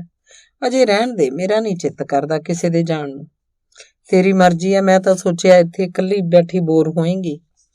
ਉੱਥੇ ਪਿੰਡ ਵੀ ਤਾਂ ਮੈਂ ਇਕੱਲੀ ਹੁੰਨੀ ਆ, ਆਂਢਣਾ ਗੁਆਂਢਣਾ ਤਾਂ ਉਦੋਂ ਹੀ 2 ਘੜੀ ਆਉਂਦੀਆਂ ਨੇ ਜਦੋਂ ਕੰਮ ਧੰਦੇ ਤੋਂ ਵਿਹਲੀਆਂ ਹੋਣ ਜਾਂ ਕਿਸੇ ਨੂੰ ਕੋਈ ਕੰਮ ਹੋਵੇ। ਚੰਗਾ ਸਗੋਂ ਇਕੱਲੀ 2 ਘੜੀ ਰਾਮ ਕਰ ਲਈਦਾ, ਬੇਬੇ ਨੇ ਜਵਾਬ ਦਿੱਤਾ। ਤਾਈਏ ਤਾਂ ਅਸੀਂ ਆਖਦੇ ਹਾਂ ਵੀ ਤੂੰ ਪਿੰਡ ਜਾ ਕੇ ਕੀ ਕਰਨਾ, ਇੱਥੇ ਹੀ ਰਹਿ ਸਾਡੇ ਕੋਲ। ਬੈਠੀ ਤਾਂ ਮੈਂ ਇੱਥੇ ਆ, ਮੇਰੀ ਸੁਰਤ ਜਾਣੀ ਮਗਰ ਹੀ ਰਹਿੰਦੀ ਆ। ਤੜਕੇ ਉੱਠ ਕੇ ਮੈਂ ਕੋਠੇ ਉੱਤੇ ਚਿੜੀਆਂ ਜਨੌਰਾਂ ਨੂੰ ਦਾਣੇ ਪਾ ਕੇ ਆਉਣੀ ਆ। ਠੀਕਰੇ 'ਚ ਪਾਣੀ ਪਾ ਕੇ ਧਰਿਆ ਹੋਇਆ। 4 ਪੰਸੇਰੀਆਂ ਦਾਣੇ ਤਾਂ ਮੈਂ ਦੇ ਆਈ ਸੀ ਸੋਧਾਂ ਨੂੰ ਵੀ ਭੈਣੇ ਇਹ ਕੰਮ ਮੇਰਾ ਤੂੰ ਕਰ ਦਿਆ ਕਰੀ। ਹੁਣ ਕੀ ਪਤਾ ਅੱਧੇ ਪਚੱਧੇ ਦਾਣਿਆਂ ਦੇ ਅਗਲੀ ਦੇ ਨਿਆਣੇ ਹੱਟੀਓਂ ਮਖਾਣੇ ਲੈ ਕੇ ਖਾ ਗਏ ਹੋਣ। ਚਿੜੀਆਂ ਜਨੌਰ ਤਾਂ ਝਾਕਦੇ ਹੋਣਗੇ ਵੀ ਬੇਬੇ ਖਬਰ ਨਹੀਂ ਕਿੱਥੇ ਚਲੀ ਗਈ। ਫਿਰ ਨਹਾ ਧੋ ਕੇ ਦੁੱਧ ਰਿੜਕਦੀਆਂ ਲੱਗੀ ਤੱਥੀਆਂ ਦੇ ਜਵਾਕ ਤੜਕੇ ਹੀ ਲੱਸੀ ਨੂੰ ਆ ਜਾਂਦੇ ਨੇ। ਦਿਨ ਚੜੇ ਡੇਰੇ ਵਾਲਾ ਬਾਵਾ ਗਜ਼ਾ ਕਰਨ ਆ ਜਾਂਦਾ ਹੈ, ਧਾਰ ਕੱਢ ਕੇ ਪਾਈਆ ਤਸੇਰ ਦੁੱਧ ਉਹਨੂੰ ਪਾ ਦਈਦਾ, ਬੇਬੇ ਨੇ ਦੱਸਿਆ। ਬਾਵੇ ਨੂੰ ਤਾਂ ਫੇਰ ਮੌਜ ਰਹਿੰਦੀ ਹੋਊ ਬਈ ਪਿੰਡ 'ਚੋਂ ਦੁੱਧ ਲੈ ਗਿਆ ਤੇ ਮੌਜ ਨਾਲ ਛਕਿਆ, ਕੇਵਲ ਨੇ ਹੱਸ ਕੇ ਕਿਹਾ। ਵੇ ਕਾਹਨੂੰ, ਸਾਧ ਉਹੀ ਹੁੰਦੇ ਨੇ ਜਿਨ੍ਹਾਂ ਨੇ ਮਨ ਸਾਧਿਆ ਹੋਵੇ। ਡੇਰੇ ਲਿਜਾ ਕੇ ਉਹ ਸਾਰਾ ਦਿਨ ਰਾਹੀਆਂ ਪਾਂਧੀਆਂ ਨੂੰ, ਡੇਰੇ 'ਚ ਰਹਿੰਦੇ ਸਾਧੂਆਂ ਨੂੰ ਪ੍ਰਵਚਨ ਸੁਣਾਏ, ਬੁੱਢੇ ਠੇਰਿਆਂ ਨੂੰ, ਇੱਥੋਂ ਤਾਈ ਕੇ ਅਮਲੀਆਂ ਠਮਲੀਆਂ ਨੂੰ ਸਾਰਾ ਦਿਨ ਚਾਹ ਬਣਾ ਕੇ ਚਕਾਈ ਜਾਂਦੇ ਆ, ਬੇਬੇ ਨੇ ਦੱਸਿਆ। ਫਿਰ ਸਾਰਾ ਦਿਨ ਉੱਥੇ ਇਕੱਲੀ ਤੂੰ ਕੀ ਕਰਦੀ ਐ? ਕੇਵਲ ਨੇ ਫੇਰ ਪੁੱਛਿਆ। ਰੋਟੀ ਲਾ ਲਈ, ਘਰ ਸੰਭਰ ਲਿਆ, ਮੈਨੂੰ ਕੱਖ ਕੰਡਾ ਪਾਤਾ, ਜਦੋਂ ਵਿਹਲੀ ਹੋਈ ਆਪਣੀ ਮਾਲਾ ਫੜ ਲਈ। ਗੁਰਨਾਮ ਤੇਰਾ ਮਾਮਾ ਦਿਨ 'ਚ 108 ਜਿੰਨੇ ਮਾਲਾ ਦੇ ਮਣਕੇ ਹੁੰਦੇ ਨੇ ਉਨੀਆਂ ਮਾਲਾ ਫੇਰਦਾ। ਮੇਰੇ ਕੋਲੋਂ ਤਾਂ ਭਾਈ ਇੰਨੀਆਂ ਨਹੀਂ ਹੁੰਦੀਆਂ, ਇਸ ਲਈ ਮੈਂ ਗਿਣਤੀ ਉਹ ਨਹੀਂ ਰੱਖਦੀ ਵੀ ਵੱਧ ਫੇਰੂੰਗੀ ਤਾਂ ਮਨ ਨੂੰ ਹੰਕਾਰ ਹੋਊ, ਘੱਟ ਫੇਰੂੰਗੀ ਤਾਂ ਪਛਤਾਵਾ ਹੋਊ। ਮਾਲਾ ਫੇਰ ਕੇ ਇੰਨਾ ਭਜਨ ਕਰਕੇ ਤੂੰ ਰੱਬ ਨੂੰ ਕੀ ਆਖਦੀ ਹੁੰਨੀ ਹੈ? ਮੇਰਾ ਮਤਲਬ ਹੈ ਮੰਗਦੀ ਕੀ ਹੁੰਨੀ ਹੈ? ਕੇਵਲ ਨੇ ਚੋ ਰੱਖੀ ਆਪਣੀ ਘੜੀ ਦੇਖਦਿਆਂ ਪੁੱਛਿਆ। ਆਖਣਾ ਕੀ ਹੈ? ਇਹੀ ਵੀ ਰੱਬਾ ਤੇਰਾ ਸ਼ੁਕਰ ਹੈ ਤੇ ਅੰਨ ਪਾਣੀ ਵਰਗੀਆਂ ਨੇਮਤਾਂ ਦਿੱਤੀਆਂ ਨੇ, ਧਰਤੀ ਅਸਮਾਨ ਚੰਦ ਸੂਰਜ ਵਰਗੇ ਮਿਹਰਬਾਨ ਦੇਵਤੇ ਦਿੱਤੇ ਨੇ, ਕਰਮ ਕਰਨ ਲਈ ਤੰਦਰੁਸਤ ਦੇਹ ਦਿੱਤੀ ਹੈ, ਆਰ ਪਰਿਵਾਰ ਦਿੱਤਾ ਹੈ। ਨਾਲ ਇਹ ਵੀ ਆਖੀਦਾ ਵੀ ਰੱਬਾ ਮਿਹਰ ਰੱਖੀ, ਕਿਸੇ ਦਾ ਦੁੱਖ ਨਾ ਦਿਖਾਈ, ਚਾਰੇ ਪਾਸਿਓਂ ਠੰਡੀ ਹਵਾ ਆਉਂਦੀ ਰਹੇ, ਜਦ ਲਿਜਾਣਾ ਹੋਇਆ ਚੱਲਦੇ ਹੱਡੀ ਪੈਰੀ ਲੈ ਜੀ, ਨਗਰ ਖੇੜੇ ਸੁੱਖ ਰੱਖੀ, ਸਾਰੇ ਜਗ ਦੀਆਂ ਮਾਵਾਂ ਦੀਆਂ ਅੱਖਾਂ ਠੰਡੀਆਂ ਰਹਿਣ ਤੇ ਪਰਦੇਸਾਂ 'ਚ ਬੈਠੇ ਮੇਰੇ ਜਵਾਕਾਂ ਦੇ ਅੰਗ ਸੰਗ ਸਹਾਈ ਹੋਈ। ਹੋਰ ਮੈਂ ਕੀ ਆਖਣਾ, ਬੇਬੇ ਨੇ ਦੱਸਿਆ। ਤੇਰਾ ਖਿਆਲ ਹੈ ਬੇਬੇ ਰੱਬ ਕਿਤੇ ਹੈਗਾ ਤੇ ਉਹ ਬੰਦਿਆਂ ਦੀਆਂ ਆਖੀਆਂ ਗੱਲਾਂ ਸੁਣਦਾ ਵੀ ਹੈ? ਕੇਵਲ ਨੇ ਮਜ਼ਾਕ ਵਾਂਗ ਪੁੱਛਿਆ। ਇਹ ਧਰਤੀ ਅਸਮਾਨ ਕਿਸੇ ਨੇ ਤਾਂ ਬੰਨੇ ਖਲੋਤੇ ਨੇ, ਇਹ ਮਰਨ ਜੰਮਣ ਦੇ ਗੇੜ ਆਪੇ ਤਾਂ ਨਹੀਂ ਗਿੜੀ ਜਾਂਦੇ। ਇਹ 84 ਲੱਖ ਜੂਨਾਂ, ਇਹਨਾਂ ਜੂਨਾਂ ਤੋਂ ਪਰੇ ਬੰਦੇ ਦੀ ਜੂਨ, ਬੰਦੇ ਦੀ ਜੂਨ ਤੋਂ ਵੀ ਗਾਂਹ ਦੇਵਤੇ ਬਿਨਾਂ ਰੱਬ ਤੋਂ ਹੀ ਤਾਂ ਨਹੀਂ ਨਾ ਬਣ ਗਏ। ਪਰ ਬੇਬੇ ਸਾਇੰਸਦਾਨ ਤਾਂ ਆਖਦੇ ਨੇ ਸਭ ਕੁਝ ਆਪੇ ਬਣੀ ਮਿਟੀ ਜਾਂਦਾ, ਸਾਇੰਸਦਾਨਾਂ ਦੇ ਸਿਰ ਸੁਆਹ ਇਹੋ ਜਿਹੀਆਂ ਮਾੜੀਆਂ ਗੱਲਾਂ ਕਰਦੇ ਨੇ, ਤਾਈਆਂ ਤਾਂ ਸੰਸਾਰ ਤੇ ਕਹਿਰ ਵਰਤਦਾ। ਕਿਤੇ ਭੁਚਾਲ ਆ ਜਾਂਦੇ ਆ, ਕਿਧਰੇ ਹੜ੍ਹ ਆ ਜਾਂਦੇ ਆ, ਕਿਧਰੇ ਕਾਲ ਪੈ ਜਾਂਦਾ ਹੈ, ਕਿਧਰੇ ਲੜਾਈਆਂ ਛਿੜ ਪੈਂਦੀਆਂ। ਪਰ ਬੇਸਮਝ ਲੋਕ ਫਿਰ ਵੀ ਨਹੀਂ ਸਮਝਦੇ। ਅੱਗੇ ਲੋਕ ਯੱਗ ਕਰਦੇ, ਹਵਨ ਕਰਦੇ, ਦਿਨ ਸ਼ੁੱਧ ਨੂੰ ਪੁੰਨ ਦਾਨ ਕਰਦੇ, ਭਜਨ ਪਾਠ ਕਰਦੇ, ਸਾਧੂ ਸੰਤਾਂ ਦੀ ਸੇਵਾ ਕਰਦੇ, ਗਰੀਬ ਗੁਰਬੇ ਦੀ ਔਖੇ ਸੌਖੇ ਵੇਲੇ ਮਦਦ ਕਰਦੇ। ਹੁਣ ਤਾਂ ਡੰਗਰਾਂ ਵਾਂਗ ਮੈਂ ਹੀ ਕਰਦੇ ਰਹਿੰਦੇ ਆ। ਤਾਈਏ ਕਿਸੇ ਗੱਲ 'ਚ ਬਰਕਤ ਨਹੀਂ, ਕਿਸੇ ਚੀਜ਼ 'ਚ ਭੈਤਾ ਨਹੀਂ। ਬੁਝੇ ਬੁਝੇ ਜੇ ਚਿਹਰੇ ਨੇ ਲੋਕਾਂ ਦੇ। ਹਿਰਦੇ ਸ਼ੁੱਧ ਹੋਣ ਤਾਂ ਮੂੰਹ ਤੇ ਰੌਣਕ ਹੋਵੇ। ਚਤਰਾਈਆਂ ਦੇ ਭਰੇ ਹੋਏ ਕੁੱਤਿਆਂ ਬਿੱਲਿਆਂ ਵਰਗੀ ਜੂਨ ਕੱਟੀ ਕਰੀ ਜਾਂਦੇ ਆ। ਬੇਬੇ ਇੱਕੋ ਸਾਹ ਕਿੰਨਾ ਕੁਛ ਆ ਗਈ। ਕੇਵਲ ਨੂੰ ਅੱਗੋਂ ਜਿਵੇਂ ਕੋਈ ਗੱਲ ਨਹੀਂ ਸੀ ਔੜ ਰਹੀ। ਬੋਲਿਆ, ਚੰਗਾ ਬੇਬੇ, ਮੈਂ ਚੱਲਦਾ, ਤੂੰ ਪਿਛਲਾ ਬਾਰ ਖੋਲ ਜਾ, ਮੈਂ ਮਗਰ ਬਗੀਚੀ 'ਚ ਬੈਠੀ ਬੈਠੀ ਮਿਰਚਾਂ ਤੋੜ ਦੇਊਂਗੀ। ਬੇਬੇ ਬੋਲੀ, ਮਿਰਚਾਂ ਤੋੜ ਕੇ ਕੀ ਕਰਨੀਆਂ ਨੇ? ਉਹ ਤਾਂ ਰਾਸ਼ਨ ਨਾਲ ਪੀਸੀਆਂ ਵਸਾਈਆਂ ਦਾ ਪੈਕਟ ਆ ਜਾਂਦਾ। ਇਹ ਤਾਂ ਉਂਝ ਹੀ ਲਾਲ ਲਾਲ ਸੋਹਣੀਆਂ ਲੱਗਣ ਨੂੰ ਬੀਜ ਦਿੱਤੀਆਂ ਸੀ, ਕੇਵਲ ਨੇ ਦੱਸਿਆ। ਇਉਂ ਖਾਣ ਵਾਲੀਆਂ ਚੀਜ਼ਾਂ ਬਰਾਨ ਨਹੀਂ ਕਰੀਦੀਆਂ ਹੁੰਦੀਆਂ। ਮੇਰੀ ਸੱਸ ਤੇਰੀ ਦਾਦੀ ਭੋਰਾ ਬੁਰਕੀ ਕਿਸੇ ਵੀ ਚੀਜ਼ ਦੀ ਜੂਠੀ ਨਹੀਂ ਸੀ ਛੱਡਣ ਦਿੰਦੀ। ਆਖਦੀ ਅੰਨ ਪਾਣੀ ਸਰਾਪ ਦੇ ਦਿੰਦਾ। ਅੰਨ ਪਾਣੀ ਖਾਤਰ ਹੀ ਤਾਂ ਤੁਸੀਂ ਲੋਕ ਘਰੋਂ ਬੇਘਰ ਦੀਨੋਂ ਬੇਦੀਨ ਹੋਏ ਫਿਰਦੇ ਹੋ, ਬੇਬੇ ਨੇ ਆਖਿਆ। ਚੰਗਾ, ਤੇਰੀ ਮਰਜ਼ੀ ਆ, ਤੋੜਨੀਆਂ ਨੇ ਤਾਂ ਤੋੜ ਲਈ, ਪਰ ਮਗਰੋਂ ਸਾਬਣ ਨਾਲ ਚੰਗੀ ਤਰ੍ਹਾਂ ਹੱਥ ਧੋ ਲਈ, ਹੋਰ ਨਾ ਹੱਥ ਮੱਚਣ ਲਾ ਦੇਣ। ਇੱਥੇ ਦੀਆਂ ਮਿਰਚਾਂ ਕੌੜੀਆਂ ਬਹੁਤ ਹੁੰਦੀਆਂ ਨੇ, ਤਾਈਓ ਤਾਂ ਪੰਛੀ ਵੀ ਨਹੀਂ ਖਾਂਦੇ ਇਹਨਾਂ ਨੂੰ, ਕੇਵਲ ਨੇ ਦੱਸਿਆ। ਅੱਜ ਕੱਲ ਦੇ ਪਾਪੀ ਬੰਦਿਆਂ ਨੇ ਹਰੇਕ ਚੀਜ਼ ਆਪਣੇ ਜੋਗੀ ਬਣਾ ਲਈ ਹੈ। ਮੈਂ ਦੇਖਿਆ ਇੱਥੇ ਤਾਂ ਕਿਸੇ ਦਰਖਤ ਉੱਤੇ ਕਿਸੇ ਵੀ ਪੰਛੀ ਦਾ ਆਲਣਾ ਹੀ ਨਹੀਂ ਦਿਸਦਾ। ਮੈਂ ਦੇਖਿਆ ਬਹੂ ਨੇ ਬੂਟੇ ਵੀ ਅੰਦਰ ਰੱਖ ਛੱਡੇ ਨੇ ਤੇ ਦਵਾਈਆਂ ਪਾ ਭਾਲਦੀ ਹੈ ਵੀ ਇਹਨਾਂ ਨੂੰ ਧੁੱਪ ਲੱਗਣ ਦਿਓ, ਤਾਜ਼ੀ ਹਵਾ ਲੱਗਣ ਦਿਓ। ਰਿਓ ਜੇ ਨਹੀਂ ਮਿਲਦਾ, ਹੋਰ ਨਹੀਂ ਤਾਂ ਚਾਹ ਦੀ ਉਬਲੀ ਪੱਤੀ ਜਿਹੜੀ ਅਸੀਂ ਉਹੀ ਕੂੜੇ 'ਚ ਸਿੱਟ ਦਿੰਨੇ ਆ, ਬੂਟਿਆਂ ਦੀਆਂ ਜੜ੍ਹਾਂ 'ਚ ਪਾ ਦਿਓ, ਫੇਰ ਦੇਖੋ ਕਿਵੇਂ ਖਿੜਦੇ ਨੇ ਬੂਟੇ। ਐਉਂ ਜੀ ਕਰਦਾ ਬੇਬੇ ਜਾਣੀ ਤੇਰੀਆਂ ਸਾਰੀਆਂ ਗੱਲਾਂ ਟੇਪ ਕਰਕੇ ਰੱਖ ਲਈਏ, ਕੇਵਲ ਨੇ ਹੱਸ ਕੇ ਕਿਹਾ। ਵੇ ਕਾਹਨੂੰ ਟੇਪ ਕਰਕੇ ਰੱਖਣੀਆਂ ਨੇ? ਗੁਰਨਾਮ ਦੇ ਪੋਤੇ ਨੇ ਟੇਪ ਰਿਕਾਰਡ 'ਚ ਭਰੀਆਂ ਸੀ ਮੇਰੀਆਂ ਗੱਲਾਂ। ਮੈਂ ਕਿਹਾ ਜਦੋਂ ਮੈਂ ਮਰ ਗਈ ਤਾਂ ਮੇਰਾ ਭਾਈ ਸੁਣ ਰੋਇਆ ਕਰੂਗਾ। ਅਸੀਂ ਤਾਂ ਸੋਚਦੇ ਆਂ ਬੇਬੇ ਤੇਰੀ ਫਿਲਮ ਬਣਾ ਕੇ ਰੱਖ ਲੈਣੀ ਆ, ਫਿਰ ਜਦੋਂ ਤੂੰ ਨਾ ਹੋਈ ਫਿਰ ਵੀ ਚਲਾ ਕੇ ਦੇਖ ਲਿਆ ਕਰਾਂਗੇ। ਨਹੀਂ ਸਾਊ, ਮਰ ਗਿਆ ਨਾਲ ਮੋਹ ਵੀ ਰਾਹ ਸਿਰ ਦਾ ਹੀ ਚੰਗਾ ਹੁੰਦਾ ਹੈ। ਨਾਲੇ ਮਰ ਕੇ ਕੋਈ ਕਿਧਰੇ ਚਲਿਆ ਥੋੜਾ ਹੀ ਜਾਂਦਾ। ਉਹ ਤਾਂ ਹਜ਼ਾਰਾਂ ਲੱਖਾਂ 'ਚੋਂ ਕੋਈ ਇੱਕ ਹੁੰਦਾ ਜਿਹੜਾ ਆਪਣੇ ਸਦ ਕਰਮਾਂ ਕਰਕੇ ਪਾਰ ਲੰਘ ਜਾਂਦਾ ਹੈ ਤੇ ਇਸ ਮਰਨ ਜੰਮਣ ਦੇ ਚੱਕਰ ਤੋਂ ਛੁੱਟ ਜਾਂਦਾ ਹੈ। ਬਾਕੀ ਮਾਤੜ ਧਮਾਤੜ ਤਾਂ ਮੁੜ ਕੇ ਫੇਰ ਆਪਣੇ ਆਰ ਪਰਿਵਾਰ 'ਚ ਹੀ ਆ ਜਾਂਦੇ ਨੇ।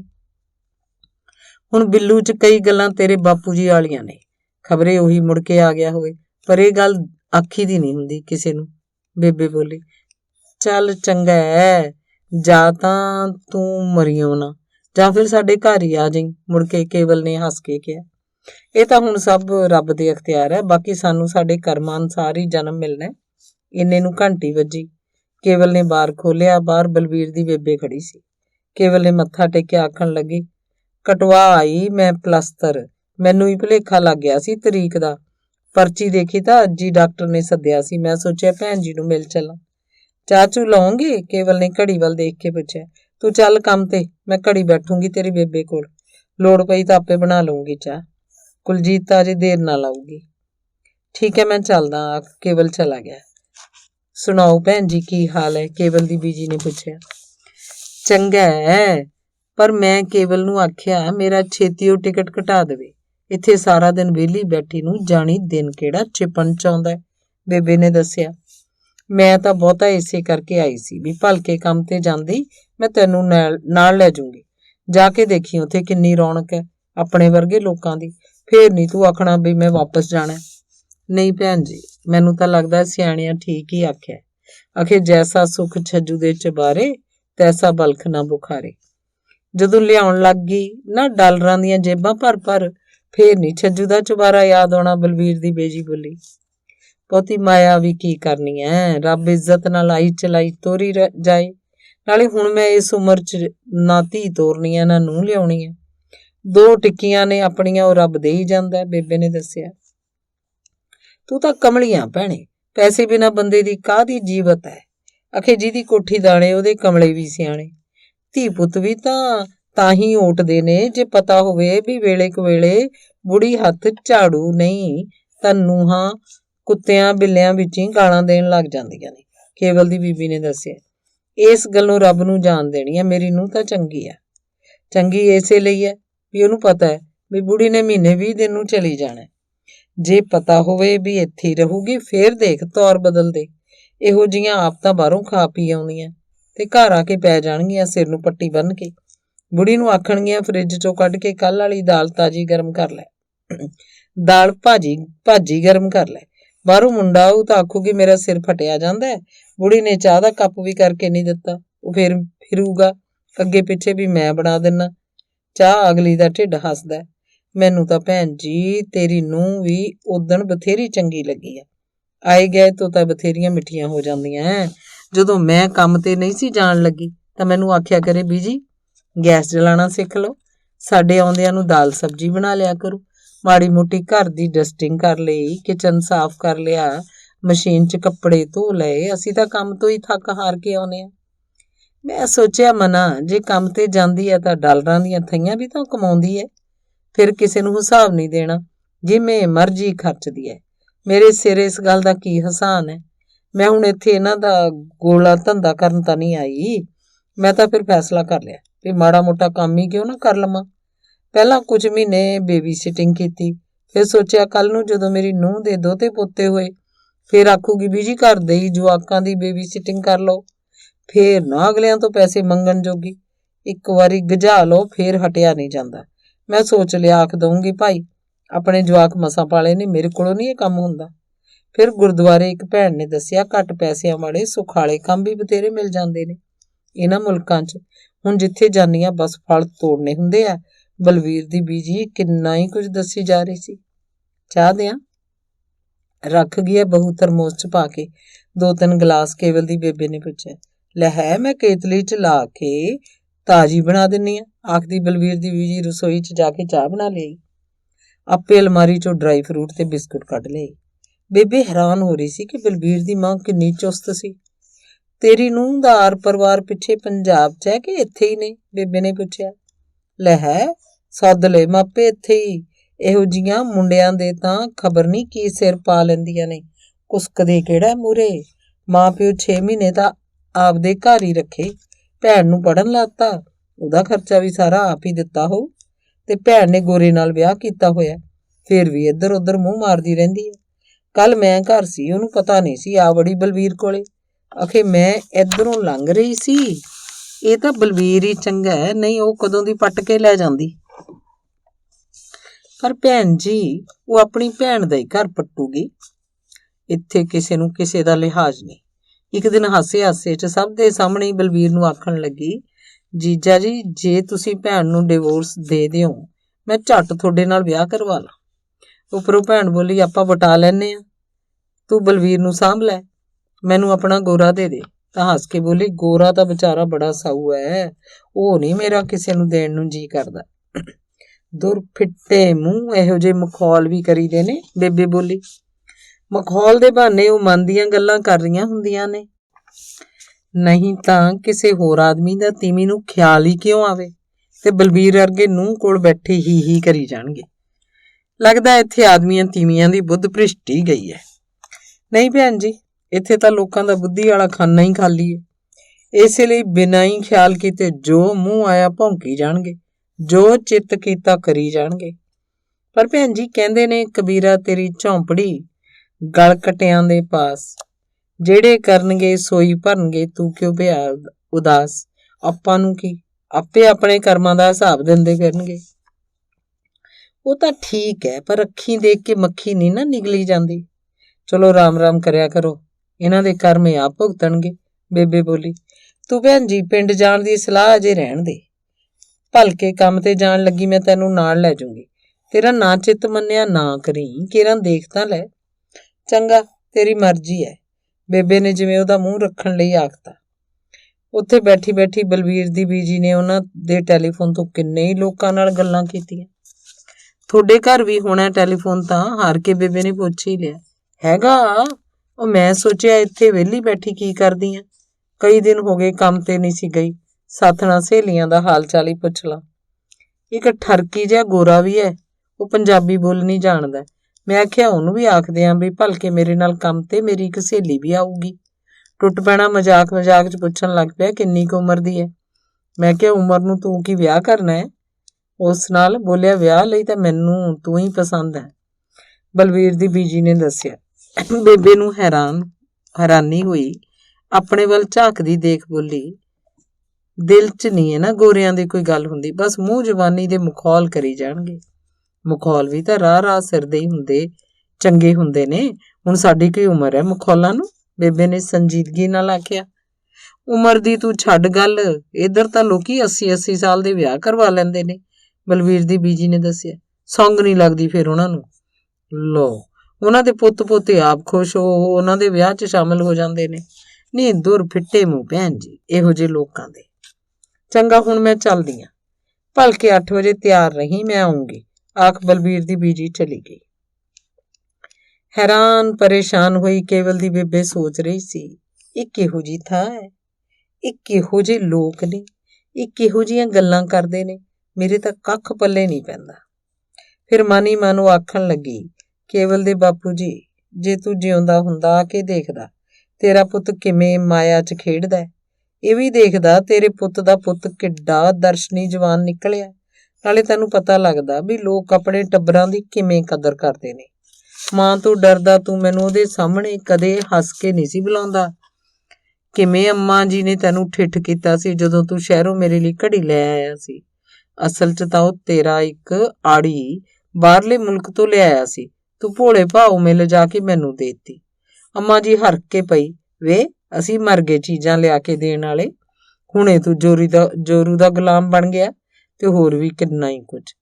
ਮੈਂ ਉਹ ਘੜੀ ਅੰਮਾ ਜੀ ਨੂੰ ਹੀ ਫੜਾਤੀ ਸੀ ਤੇ ਉਹਦੇ ਮਰਨ ਤੀਕ ਉੱਥੇ ਉਹਦੇ ਸੰਦੂਕ 'ਚ ਹੀ ਪਈ ਰਹੀ ਸੀ। ਬਾਹਰ ਸੜਕ ਤੋਂ ਦੀ ਕੋਈ ਕਾਰ ਲੰਘੀ, ਬੇਬੇ ਨੂੰ ਲੱਗਿਆ ਅੱਜ ਮੈਂ ਕਿਹੜੀਆਂ ਸੋਚਾਂ 'ਚ ਪੈ ਗਈ। ਉਹ ਜਵਾਨੇ ਖਬਰ ਨਹੀਂ ਕਿੱਧਰ ਨੂੰ ਲੱਦ ਗਏ। ਮੈਂ ਭਲਾ ਆਪਣਾ ਮੁਲਕ ਛੱਡ ਕੇ ਇੱਥੇ ਕੀ ਕਰਨ ਆ ਗਈ। ਵਾਹਿਗੁਰੂ ਵਾਹਿਗੁਰੂ ਸੁੱਖ ਰੱਖੀ। ਬਲਬੀਰ ਦੀ ਬੇਬੇ ਦੀਆਂ ਕੀਤੀਆਂ ਗੱਲਾਂ ਰਾਤ ਨੂੰ ਵੀ ਜਿਵੇਂ ਬੇਬੇ ਦੇ ਮਨ 'ਚ ਘੁੰਮਦੀਆਂ ਰਹੀਆਂ। 2-3 ਵਾਰੀ ਰਾਤ ਨੂੰ ਉੱਠ ਕੇ ਉਹਨੇ ਪਾਣੀ ਪੀਤਾ, 2-3 ਵਾਰੀ ਗੁਸਲਖਾਨੇ 'ਚ ਪਿਸ਼ਾਬ ਕਰਨ ਗਈ। ਉਹਨੂੰ ਸਮਝ ਨਹੀਂ ਸੀ ਲੱਗ ਰਹੀ ਕਿ ਉਹ ਐਡੀ ਪਰੇਸ਼ਾਨ ਜੀ ਕਿਉਂ ਹੈ। ਸਵੇਰੇ ਜਲਦੀ ਉੱਠ ਕੇ ਬੇਬੇ ਨਹਾ ਲਈ, ਨਿਤਨੇਮ ਕਰ ਲਿਆ, ਫਿਰ ਮਾਲਾ ਫੇਰਨ ਬੈਠ ਗਈ। ਕੇਵਲ ਜਦੋਂ ਚਾਹ ਫੜਾਉਣ ਆਇਆ ਤਾਂ ਉਹਨੇ ਦੱਸਿਆ, ਬਲਬੀਰ ਦੀ ਮਾਂ ਅੱਜ ਮੈਨੂੰ ਲੈਣ ਆਊਗੀ। ਠੀਕ ਹੈ ਫਿਰ ਤੁਰ ਆਉਣਾ, ਕੇਵਲ ਬੋਲਿਆ। ਤੇ ਕੁਝ ਚਿਰ ਮਗਰੋਂ ਬਲਬੀਰ ਦੀ ਬੀਜੀ ਸੱਚੀ ਬੇਬੇ ਨੂੰ ਕੰਮ ਤੇ ਨਾਲ ਲੈ ਕੇ ਜਾਣ ਲਈ ਆ ਗਈ। ਬਲਬੀਰ ਦੀ ਮਾਂ ਨਾਲ ਬਾਗ 'ਚ ਜਾ ਕੇ ਬੇਬੇ ਨੇ ਦੇਖਿਆ ਕਿੰਨੇ ਹੀ ਦੇਸੀ ਆਦਮੀ ਤੀਵੀਆਂ ਫਲ ਤੋੜਨ ਲੱਗੇ ਸੀ, ਵਿੱਚ 3-4 ਮੇਮਾਂ ਵੀ ਸੀ। ਇਹ ਵੀ ਮਸੰਮੀਆਂ ਤੋੜਦੀਆਂ ਨੇ? ਬੇਬੇ ਨੇ ਮੇਮਾਂ ਵੱਲ ਹੱਥ ਕਰਕੇ ਪੁੱਛਿਆ। ਨਹੀਂ, ਇਹ ਤਾਂ ਸੁਪਰਵਾਈਜ਼ਰ ਨੇ, ਕੰਮ ਕਰਵਾਉਣ ਵਾਲੀਆਂ। ਨਾਲੇ ਭੈਣ ਜੀ ਛੇਤੀ ਹੱਥ ਮਾਰ, ਇੱਥੇ ਟਾਈਮ ਦੇ ਨਾਲ ਕੰਮ ਦਾ ਵੀ ਨਾਪ ਤੋਲ ਕਰਦੇ ਨੇ, ਬਲਬੀਰ ਦੀ ਬੇਬੇ ਬੋਲੀ। ਸੰਗਦੀ ਬੇਬੇ ਕਾਲੀ ਮਸੰਮੀਆਂ ਤੋੜ ਕੇ ਟੋਕਰੀਆਂ 'ਚ ਪਾਉਣ ਲੱਗੀ। ਕੀ ਹਾਲ ਹੈ ਚਾਨਣਾ? ਪਰਾਂ ਇੱਕ ਹੱਟੇ ਕੱਟੇ ਬੁੱਢੇ ਦੇ ਨਾਲ ਦੇ ਮਸੰਮੀਆਂ ਤੋੜਦੇ ਨੂੰ ਪੁੱਛਿਆ। ਚੰਗਾ, ਤੂੰ ਸੁਣਾ, ਚੰਨਣ ਬੋਲਿਆ। ਉਹ ਸੁਣਿਆ ਸੀ ਇੱਧਰ ਆ ਕੇ ਆਪਣੀਆਂ ਦੇਸੀ ਤੀਵੀਆਂ ਵੀ ਆਜ਼ਾਦ ਹੋ ਜਾਂਦੀਆਂ ਨੇ। ਸਾਡੀ ਸਹੁਰੀ ਬਹੂ ਦੀ ਮਾਂ ਅੱਖ ਹੀ ਨਹੀਂ ਰਲਾਉਂਦੀ। ਤੂੰ ਕੋਈ ਮੰਤਰ ਮਾਰਨਾ ਸੀ ਫੇਰ? ਚੰਨਣ ਬੋਲਿਆ। ਬਥੇਰੇ ਨੇੜੇ ਬੱਚੇ ਬੰਨੀ ਦੇ ਨੇ। ਪਿਛਲੇ ਵੀਕ ਸਾਰਾ ਪੈਕਟ ਹੀ ਉਹਨੂੰ ਫੜਾਤਾ ਸੀ, ਇਹ ਆਖ ਕੇ ਵੀ ਗੁਰਮੀਤ ਨੂੰ ਕੁਛ ਲੈ ਦੇਈ। ਮਤਲਬ ਤਾਂ ਸੀ ਚਾਹੇ ਆਪਣੀ ਧੀ ਨੂੰ ਕੁਛ ਲੈ ਦੇ ਜਾਂ ਆਪ ਰੱਖ ਲੈ। ਕਹਿੰਦੀ ਨਹੀਂ ਜੀ, ਤੁਸੀਂ ਦੇ ਦਿਓ ਗੁਰਮੀਤ ਨੂੰ। ਇਹਨਾਂ ਪੇਂਡੂਆਂ ਨੂੰ ਛੇਤੀ ਕੋਈ ਗੱਲ ਸਮਝ ਵੀ ਤਾਂ ਨਹੀਂ ਲੱਗਦੀ। ਅੱਜ ਤਾਂ ਸਾਡੀ ਕੈਟੀ ਵੀ ਲੱਤਾਂ ਨੰਗੀਆਂ ਕੱਢੀ ਫਿਰਦੀ ਐ। ਸਾਲੀ ਨੂੰ ਠੰਡ ਦੀ ਵੀ ਪਰਵਾਹ ਨਹੀਂ। ਰਾਤ ਨੂੰ ਪੈਗ ਸ਼ੱਗ ਲਾਉਂਦੀਆਂ ਨੇ, ਫਿਰ ਕਾਹਦੀ ਠੰਡ ਲੱਗਣੀ ਹੋਈ। ਅੱਜ ਤਾਂ ਉਹਦੇ ਕੰਨੀ ਝਾਕਿਆ ਕਿਹੜਾ ਜਾਂਦਾ, ਜਾਣੀ ਸਾਲੀ ਦੀਆਂ ਲੱਤਾਂ ਦਾ ਬੁਰਕ ਭਰ ਲਾਂ ਚਾਨਣਾ। ਰੱਬ ਨੂੰ ਆਖ ਕੇ ਫਿਰ ਇੱਧਰ ਜੰਮਣਾ ਸੀ। ਇੱਧਰਲੇ ਤਾਂ ਟੁੱਟੇ ਜੇ ਬੁੜੇ ਵੀ ਕਬੂਤਰੀਆਂ ਅਰਗੀਆਂ ਲਈ ਫਿਰਦੇ ਦੇਖੇ ਨੇ। ਓਏ ਕਮਜਾਤਾਂ ਪੈਸੇ ਤੇ ਮਰਦੀਆਂ ਨੇ। ਕੋਲ ਵੱਡੀ ਸਾਰੀ ਕਾਰ ਹੋਵੇ, ਜੇਬ 'ਚ ਡਾਲਰਾਂ ਦੀ ਥਈ, ਫਿਰ ਤੂੰ ਜਿਹਨੂੰ ਮਰਜ਼ੀ ਲੈ ਜਾ। ਬੇਬੇ ਦੇ ਕੰਨ ਬੜੇ ਤੇਜ਼ ਸੀ, ਉਹਨੇ ਸਭ ਗੱਲਾਂ ਸੁਣ ਲੀਆਂ ਤੇ ਬੁੜਿਆਂ ਵੱਲ ਦੂਰ ਹੀ ਕੌੜ ਕੇ ਝਾਕੀ। ਨਵੀਂ ਆਈ ਲੱਗਦੀ ਐ, ਚੰਨ ਨੇ ਬੇਬੇ ਵੱਲ ਝਾਕ ਕੇ ਹੌਲੀ ਦੇ ਕੇ ਨਾਲ ਦੇ ਨੂੰ ਦੱਸਿਆ। ਕੋਈ ਨਹੀਂ, ਹੋ ਜੂ ਚਾਲੂ। ਜਿਹੜੀ ਇੱਥੋਂ ਤਾਈਂ ਆ ਗਈ, ਗਾਂ ਕਿਹੜਾ ਨਹੀਂ ਜਾਊ। ਬੇਬੇ ਹੌਲੀ ਤੁਰਦੀ ਬਲਬੀਰ ਦੀ ਮਾਂ ਕੋਲ ਗਈ ਤੇ ਬੋਲੀ, ਭੈਣੇ ਘਰ ਕਦੋਂ ਕੁ ਚੱਲਣਾ? ਕੀ ਗੱਲ ਥੱਕ ਗਈ? ਮੇਰੇ ਤਾਂ ਸਿਰ ਨੂੰ ਜਾਣੀ ਭੌਂ ਆਉਂਦੇ ਨੇ। ਬਾਰਬਰਾ ਨੂੰ ਆਖਦੀਆਂ ਤੈਨੂੰ ਆਪਣੀ ਗੱਡੀ 'ਚ ਜਿੱਥੇ ਆਖੇਂਗੀ ਛੱਡ ਆਊ। ਇਹਨਾਂ ਗੱਲਾਂ ਲਈ ਇਹ ਬੜੇ ਚੰਗੇ ਨੇ। ਆਖਦੀ ਬਲਬੀਰ ਦੀ ਮਾਂ ਸੁਪਰਵਾਈਜ਼ਰ ਕੋਲ ਗਈ ਤੇ ਬੋਲੀ, Barbara she sick, go home, you car, thank you. Barbara ਸਮਝ ਗਈ ਕਿ ਨਵੀਂ ਆਈ ਵਰਕਰ ਦੀ ਤਬੀਅਤ ਠੀਕ ਨਹੀਂ, ਘਰ ਜਾਣਾ ਚਾਹੁੰਦੀ ਹੈ ਤੇ ਮੈਨੂੰ ਕਾਰ 'ਚ ਘਰ ਛੱਡ ਆਉਣ ਲਈ ਆਖਦੀ ਹੈ। Address lady, address? ਬਾਰਬਰਾ ਨੇ ਪੁੱਛਿਆ। ਭੈਣੇ ਸਿਰਨਾਵੇਂ ਵਾਲੀ ਪਰਚੀ ਬਾਰਬਰਾ ਨੂੰ ਵਿਖਾ ਦੇ। ਐਡਰੈਸ ਦੇਖ ਬਾਰਬਰਾ ਬੇਬੇ ਨੂੰ ਘਰ ਛੱਡਣ ਆ ਗਈ। ਉਹਨੇ ਬਾਂਹ ਤੋਂ ਫੜ ਕੇ ਬੇਬੇ ਨੂੰ ਕਾਰ 'ਚੋਂ ਉਤਾਰਿਆ, ਚਾਬੀ ਲੈ ਕੇ ਬਾਹਰ ਖੋਲ੍ਹਿਆ, ਅੰਦਰ ਛੱਡ ਕੇ ਪੁੱਛਿਆ, ਓਕੇ? ਬੇਬੇ ਨੂੰ ਕੋਈ ਸਮਝ ਨਾ ਲੱਗੀ ਕਿ ਉਹ ਕੀ ਆਖਦੀ ਹੈ। ਚੰਗਾ ਧੀਏ, ਸ਼ਾਬਾਸ਼, ਜਿਉਂਦੀ ਰਹਿ, ਬੇਬੇ ਨੇ ਹੱਥ ਜੋੜਦਿਆਂ ਆਖਿਆ। ਬਾਰਬਰਾ ਬੇਬੇ ਨੂੰ ਛੱਡ ਕੇ ਚਲੀ ਗਈ। ਕੇਵਲ ਹੋਰਾਂ ਨੇ ਅਜੇ ਕਾਫੀ ਚਿਰ ਨੂੰ ਆਉਣਾ ਸੀ। ਬੇਬੇ ਨੇ ਪਾਣੀ ਦਾ ਗਲਾਸ ਪੀਤਾ। ਹੇ ਰਾਮ, ਕਿਹੋ ਜਿਹਾ ਕਲਯੁਗ ਆ ਗਿਆ, ਉਹਨੇ ਮਨ ਹੀ ਮਨ ਆਖਿਆ। ਕੱਲੀ ਬੈਠੀ ਬੇਬੇ ਬਾਗ 'ਚ ਕੰਮ ਕਰਦੀਆਂ ਜਨਾਨੀਆਂ ਤੇ ਆਦਮੀਆਂ ਬਾਰੇ ਸੋਚਦੀ ਬੜੀ ਪਰੇਸ਼ਾਨ ਜਿਹੀ ਹੋ ਗਈ। ਧ੍ਰਿਗ ਹੈ ਇਹੋ ਜਿਹੇ ਜਿਉਣ ਦਾ, ਅੱਗ ਲੱਗੇ ਇਹੋ ਜਿਹੇ ਡਾਲਰਾਂ ਨੂੰ। ਇਦੋਂ ਤਾਂ ਇੱਜ਼ਤ ਦੀ ਰੁੱਖੀ ਸੁੱਖੀ ਚੰਗੀ ਹੈ। ਬੰਦੇ ਕਾਹਦੇ ਨੇ, ਇੱਥੇ ਤਾਂ ਰਾਖਸ਼ ਵੱਸਦੇ ਨੇ। ਬੇਬੇ ਮਨ ਹੀ ਮਨ ਪਤਾ ਨਹੀਂ ਕਿਹਦੇ ਨਾਲ ਗੱਲਾਂ ਕਰੀ ਜਾ ਰਹੀ ਸੀ। ਇੰਨੇ ਨੂੰ ਬਿੱਲੂ ਘਰ ਆ ਗਿਆ। ਬੇਬੇ ਨੇ ਸੋਚਿਆ ਚੱਲ 2 ਘੜੀ ਇਹਦੇ ਨਾਲ ਗੱਲਬਾਤ ਤਾਂ ਕਰੂੰਗੀ। ਉਹ ਉੱਪਰ ਆਪਣੇ ਕਮਰੇ ਵੱਲ ਨੂੰ ਜਾਣ ਲੱਗਿਆ ਤਾਂ ਬੋਲੀ, ਪੁੱਤ ਬਿੱਲੂ, ਬੁੜੇ ਤਾਂ ਪੀਲੇ ਪੱਤੇ ਹੁੰਦੇ ਨੇ, ਪਤਾ ਨਹੀਂ ਕਿਹੜੇ ਹਵਾ ਦੇ ਬੁੱਲੇ ਨਾਲ ਝੜ ਜਾਣ। ਕਦੇ 2 ਘੜੀ ਬੁੜਿਆਂ ਕੋਲ ਵੀ ਬੈਠ ਲਈਦਾ। ਜ਼ਰਾ ਕੰਮ ਮੁਕਾ ਲਵਾਂ ਦਾਦੀ ਮਾਂ, ਫਿਰ ਇੱਕ ਦਿਨ ਮੈਂ ਪੂਰੇ ਦਿਨ ਦੀ ਛੁੱਟੀ ਲੈ ਕੇ ਸਾਰਾ ਦਿਨ ਤੇਰੇ ਨਾਲ ਬੈਠਾਂਗਾ, ਆਖਦਾ ਬਿੱਲੂ ਕਾਹਲੀ ਕਾਹਲੀ ਉਹਦੇ ਕੋਲੋਂ ਦੀ ਲੰਘ ਗਿਆ। 5 ਮਿੰਟ ਬਿੱਲੂ ਆਪਣੇ ਕਮਰੇ 'ਚ ਪਤਾ ਨਹੀਂ ਕੀ ਕਰਦਾ ਰਿਹਾ ਕਿ ਸੜਕ ਤੇ ਖੜੋਤੀ ਉਹਦੀ ਕਾਰ 'ਚੋਂ ਕਿਸੇ ਨੇ ਹਾਰਨ ਮਾਰਿਆ। ਬੇਬੇ ਨੇ ਉੱਠ ਕੇ ਦਰਵਾਜ਼ੇ ਦੇ ਸ਼ੀਸ਼ੇ 'ਚੋਂ ਦੇਖਿਆ ਕੋਈ ਕੁੜੀ ਸੀ ਉਹਦੀ ਕਾਰ 'ਚ ਬੈਠੀ। ਬਿੱਲੂ ਜਾਣ ਲੱਗਿਆ ਤਾਂ ਬੇਬੇ ਬੋਲੀ, ਬਿੱਲੂ, ਬਾਹਰ ਤੇਰੀ ਕਾਰ 'ਚ ਕੁੜੀ ਕੌਣ ਬੈਠੀ ਹੈ? ਉਹਨੂੰ ਅੰਦਰ ਸੱਦ ਲੈ। ਉਹ ਦਾਦੀ ਮਾਂ ਮੇਰੀ ਜਮਾਤ ਦੀ ਕੁੜੀ ਹੈ, ਅਸੀਂ ਨਿਊਯਾਰਕ ਚੱਲੇ ਹਾਂ, ਮੈਂ ਪਰਸੋਂ ਨੂੰ ਆਵਾਂਗਾ, ਡੈਡੀ ਨੂੰ ਦੱਸ ਦੇਣਾ, ਬਿੱਲੂ ਨੇ ਕਾਹਲੀ ਕਾਹਲੀ ਦੱਸਿਆ। ਇਹ ਕੁੜੀ ਵੀ ਤੇਰੇ ਨਾਲ ਹੀ ਜਾਊਗੀ? ਬੇਬੇ ਨੇ ਤੋਂ ਪੁੱਛਿਆ ਗਿਆ। ਬਿੱਲੂ ਹੱਸ ਪਿਆ। ਦਾਦੀ ਮਾਂ, ਇੱਥੇ ਕੁੜੀਆਂ ਮੁੰਡਿਆਂ 'ਚ ਕੋਈ ਫਰਕ ਨਹੀਂ, ਆਖਦਾ ਬਿੱਲੂ ਚਲਾ ਗਿਆ। ਬੇਬੇ ਸੋਚਦੀ ਰਹੀ, ਸਾਡੀ ਰੋਜ਼ੀ ਤਾਂ ਨਹੀਂ ਕਿਸੇ ਮੁੰਡੇ ਨਾਲ ਇਉਂ ਕਿਧਰੇ ਜਾਂਦੀ ਹੋਣੀ। ਹੇ ਰਾਮ, ਕਿਹੋ ਜਿਹੇ ਜ਼ਮਾਨੇ ਆ ਗਏ ਨੇ, ਕਿਸੇ ਨੂੰ ਕਿਸੇ ਦੀ ਸੰਗ ਸ਼ਰਮ ਹੀ ਨਹੀਂ। ਬੇਬੇ ਉਦਾਸ ਸੋਚਦੀ ਰਹੀ। ਫਿਰ ਉਹਨੂੰ ਆਪ ਹੀ ਕਬੀਰ ਦਾ ਦੋਹਾ ਫੇਰ ਯਾਦ ਆ ਗਿਆ। ਅਖੇ ਕਬੀਰਾ, ਤੇਰੀ ਝੌਂਪੜੀ ਗਲ ਕਟਿਆਂ ਦੇ ਪਾਸ, ਸਭ ਨੇ ਆਪਣੇ ਕਰਮ ਭੁਗਤਣੇ ਹੋਣਗੇ। ਇਹਨੇ ਨੂੰ ਟੈਲੀਫੋਨ ਦੀ ਘੰਟੀ ਖੜ ਗਈ। ਸਭ ਨੂੰ ਪਤਾ ਵੀ ਇਸ ਵੇਲੇ ਕੇਵਲ ਤੇ ਬਹੂ ਘਰ ਨਹੀਂ ਹੁੰਦੇ। ਫਿਰ ਕਿਹਦਾ ਫੋਨ ਆ ਗਿਆ? ਘੰਟੀ ਫੇਰ ਵੱਜੀ, ਬਹੁਤ ਸਿਰ ਵੱਜਦੀ ਰਹੀ। ਹਾਰ ਕੇ ਬੇਬੇ ਨੇ ਚੁੱਕ ਲਿਆ। ਪਿੰਡ ਵੀ ਤਾਂ ਉਹ ਕੇਵਲ ਦਾ ਫੋਨ ਸੁਣਨ ਜਾਂਦੀ ਹੁੰਦੀ ਸੀ। ਹਾਂ ਵੇ ਭਾਈ, ਕੌਣ ਹੈ? ਬੇਬੇ ਨੇ ਪੁੱਛਿਆ। Can I talk to mister Kewal? ਕਿਸੇ ਨੇ ਪੁੱਛਿਆ। ਬੇਬੇ ਨੂੰ ਹੋਰ ਤਾਂ ਕੁਝ ਸਮਝ ਨਹੀਂ ਲੱਗੀ, ਸਿਰਫ ਕੇਵਲ ਦੇ ਨਾਂ ਦੀ ਸਮਝ ਲੱਗੀ। ਸੋਚਿਆ ਕੋਈ ਕੇਵਲ ਨੂੰ ਪੁੱਛਦਾ। ਬੋਲੀ, ਘਰ ਨਹੀਂ, ਆਥਣੇ ਆਊਗਾ ਕੇਵਲ। ਅੱਛਾ ਬੇਬੇ ਹੈ, ਮੱਥਾ ਟੇਕਦਾ। ਬੇਬੇ ਮੈਂ ਸੰਤ ਬੋਲਦਾ। ਜਿਉਂਦਾ ਵਸਦਾ ਰਹੋ ਪੁੱਤ, ਤੂੰ ਉਦਣ ਤੋਂ ਮਗਰੋਂ ਮੁੜ ਕੇ ਆਇਆ ਹੀ ਨਹੀਂ। ਸੰਤ ਬੇਬੇ ਦੇ ਨਾਲ ਹੀ ਜਹਾਜ਼ 'ਚ ਆਇਆ ਸੀ ਇੰਡੀਆ ਤੋਂ। ਆਊਂਗਾ ਕਿਸੇ ਦਿਨ, ਕੰਮਾਂ ਕਾਰਾਂ 'ਚ ਵੇਲ ਹੀ ਨਹੀਂ ਮਿਲਦੀ। ਤੁਹਾਡੀ ਨੂੰਹ ਆਖਦੀ ਸੀ ਬੇਬੇ ਨੂੰ ਰੋਟੀ ਤੇ ਵੀ ਬੁਲਾਣਾ। ਲੈ, ਬੁੜਿਆਂ ਦੀ ਕਾਹਦੀ ਰੋਟੀ ਹੁੰਦੀ ਆ, ਦਾਲ ਫੁਲਕਾ ਮਸਾਂ ਪਚਾਈਦਾ। ਨਾਲੇ ਇੱਥੇ ਵਿਹਲੇ ਬੈਠਿਆਂ ਨੂੰ ਤਾਂ ਉਹੀ ਭੁੱਖ ਨਹੀਂ ਲੱਗਦੀ। ਰੋਟੀ ਦਾ ਕੀ ਹੈ, ਤੂੰ ਹੀ ਆ ਜੀ ਕਿਸੇ ਦਿਨ ਜਵਾਕਾਂ ਨੂੰ ਲੈ ਕੇ। ਅੱਛਾ ਬੇਬੇ ਜੀ, ਮੈਂ ਆਥਣੇ ਕਰ ਲੂੰ ਕੇਵਲ ਨੂੰ ਫੋਨ। ਉਹਦਾ ਮੋਬਾਈਲ ਬੰਦ ਸੀ, ਮੈਂ ਸੋਚਿਆ ਸ਼ਾਇਦ ਘਰੇ ਹੀ ਹੈ। ਘਰੇ ਤਾਂ ਬਸ ਇੱਕੋ ਦਿਨ ਰਿਹਾ ਸੀ ਜਿੱਦਣ ਮੈਂ ਆਈ ਸੀ, ਮੁੜ ਕੇ ਨਹੀਂ ਉਹਨੇ ਕੋਈ ਛੁੱਟੀ ਲਈ। ਆਖਦਾ ਸੀ ਇਹਨਾਂ ਮੁਲਕਾਂ 'ਚ ਛੁੱਟੀ ਲਓ ਤਾਂ ਪੈਸੇ ਕੱਟੇ ਜਾਂਦੇ ਨੇ। ਉਂਝ ਵੀ ਬੇਬੇ ਇੱਥੇ ਕੰਮ ਨੂੰ ਭਗਤੀ ਬਰਾਬਰ ਸਮਝਦੇ ਨੇ, ਤਾਂ ਹੀ ਐਡੀ ਬਰਕਤ ਹੈ ਇੱਥੋਂ ਦੀਆਂ ਕਮਾਈਆਂ 'ਚ। ਅੱਛਾ ਬੇਬੇ, ਮੱਥਾ ਟੇਕਦਾ। ਜਿਉਂਦਾ ਰਹੋ, ਆਈ ਫਿਰ ਕਿਸੇ ਦਿਨ, ਬੇਬੇ ਆਖ ਰਹੀ ਸੀ ਜਦੋਂ ਸੰਤ ਨੇ ਫੋਨ ਬੰਦ ਕਰਤਾ। ਅੱਜ ਤਾਂ ਬੇਬੇ ਨੇ ਆਪ ਹੀ ਫੋਨ ਸੁਣ ਲਿਆ। ਦੱਸਦੀ ਸੀ ਵੱਜੀ ਗਿਆ, ਸੰਤ ਸੀ। ਕੇਵਲ ਨੇ ਰਸੋਈ 'ਚ ਜਾ ਕੇ ਕੁਲਜੀਤ ਨੂੰ ਹੱਸ ਕੇ ਦੱਸਿਆ। ਇਹ ਤਾਂ ਚੰਗਾ, ਬੇਬੇ ਨੂੰ ਫੋਨ ਕਰਨੇ ਨਹੀਂ ਆਉਂਦੇ, ਨਹੀਂ ਤਾਂ ਇੰਡੀਆ ਤੋਂ ਆਏ ਲੋਕ ਮਗਰੋਂ ਇੰਡੀਆ ਫੋਨ ਕਰ ਕਰਕੇ ਅੰਤਾਂ ਦਾ ਬਿੱਲ ਬਣਾ ਜਾਂਦੇ ਨੇ। ਜੇ ਆਉਂਦਾ ਵੀ ਹੋਵੇ, ਬੇਬੇ ਨੇ ਕਿਹਨੂੰ ਫੋਨ ਕਰਨੇ ਨੇ, ਖਾਲੀ ਮਾਮਾ ਜੀ ਨੂੰ ਇੱਕ।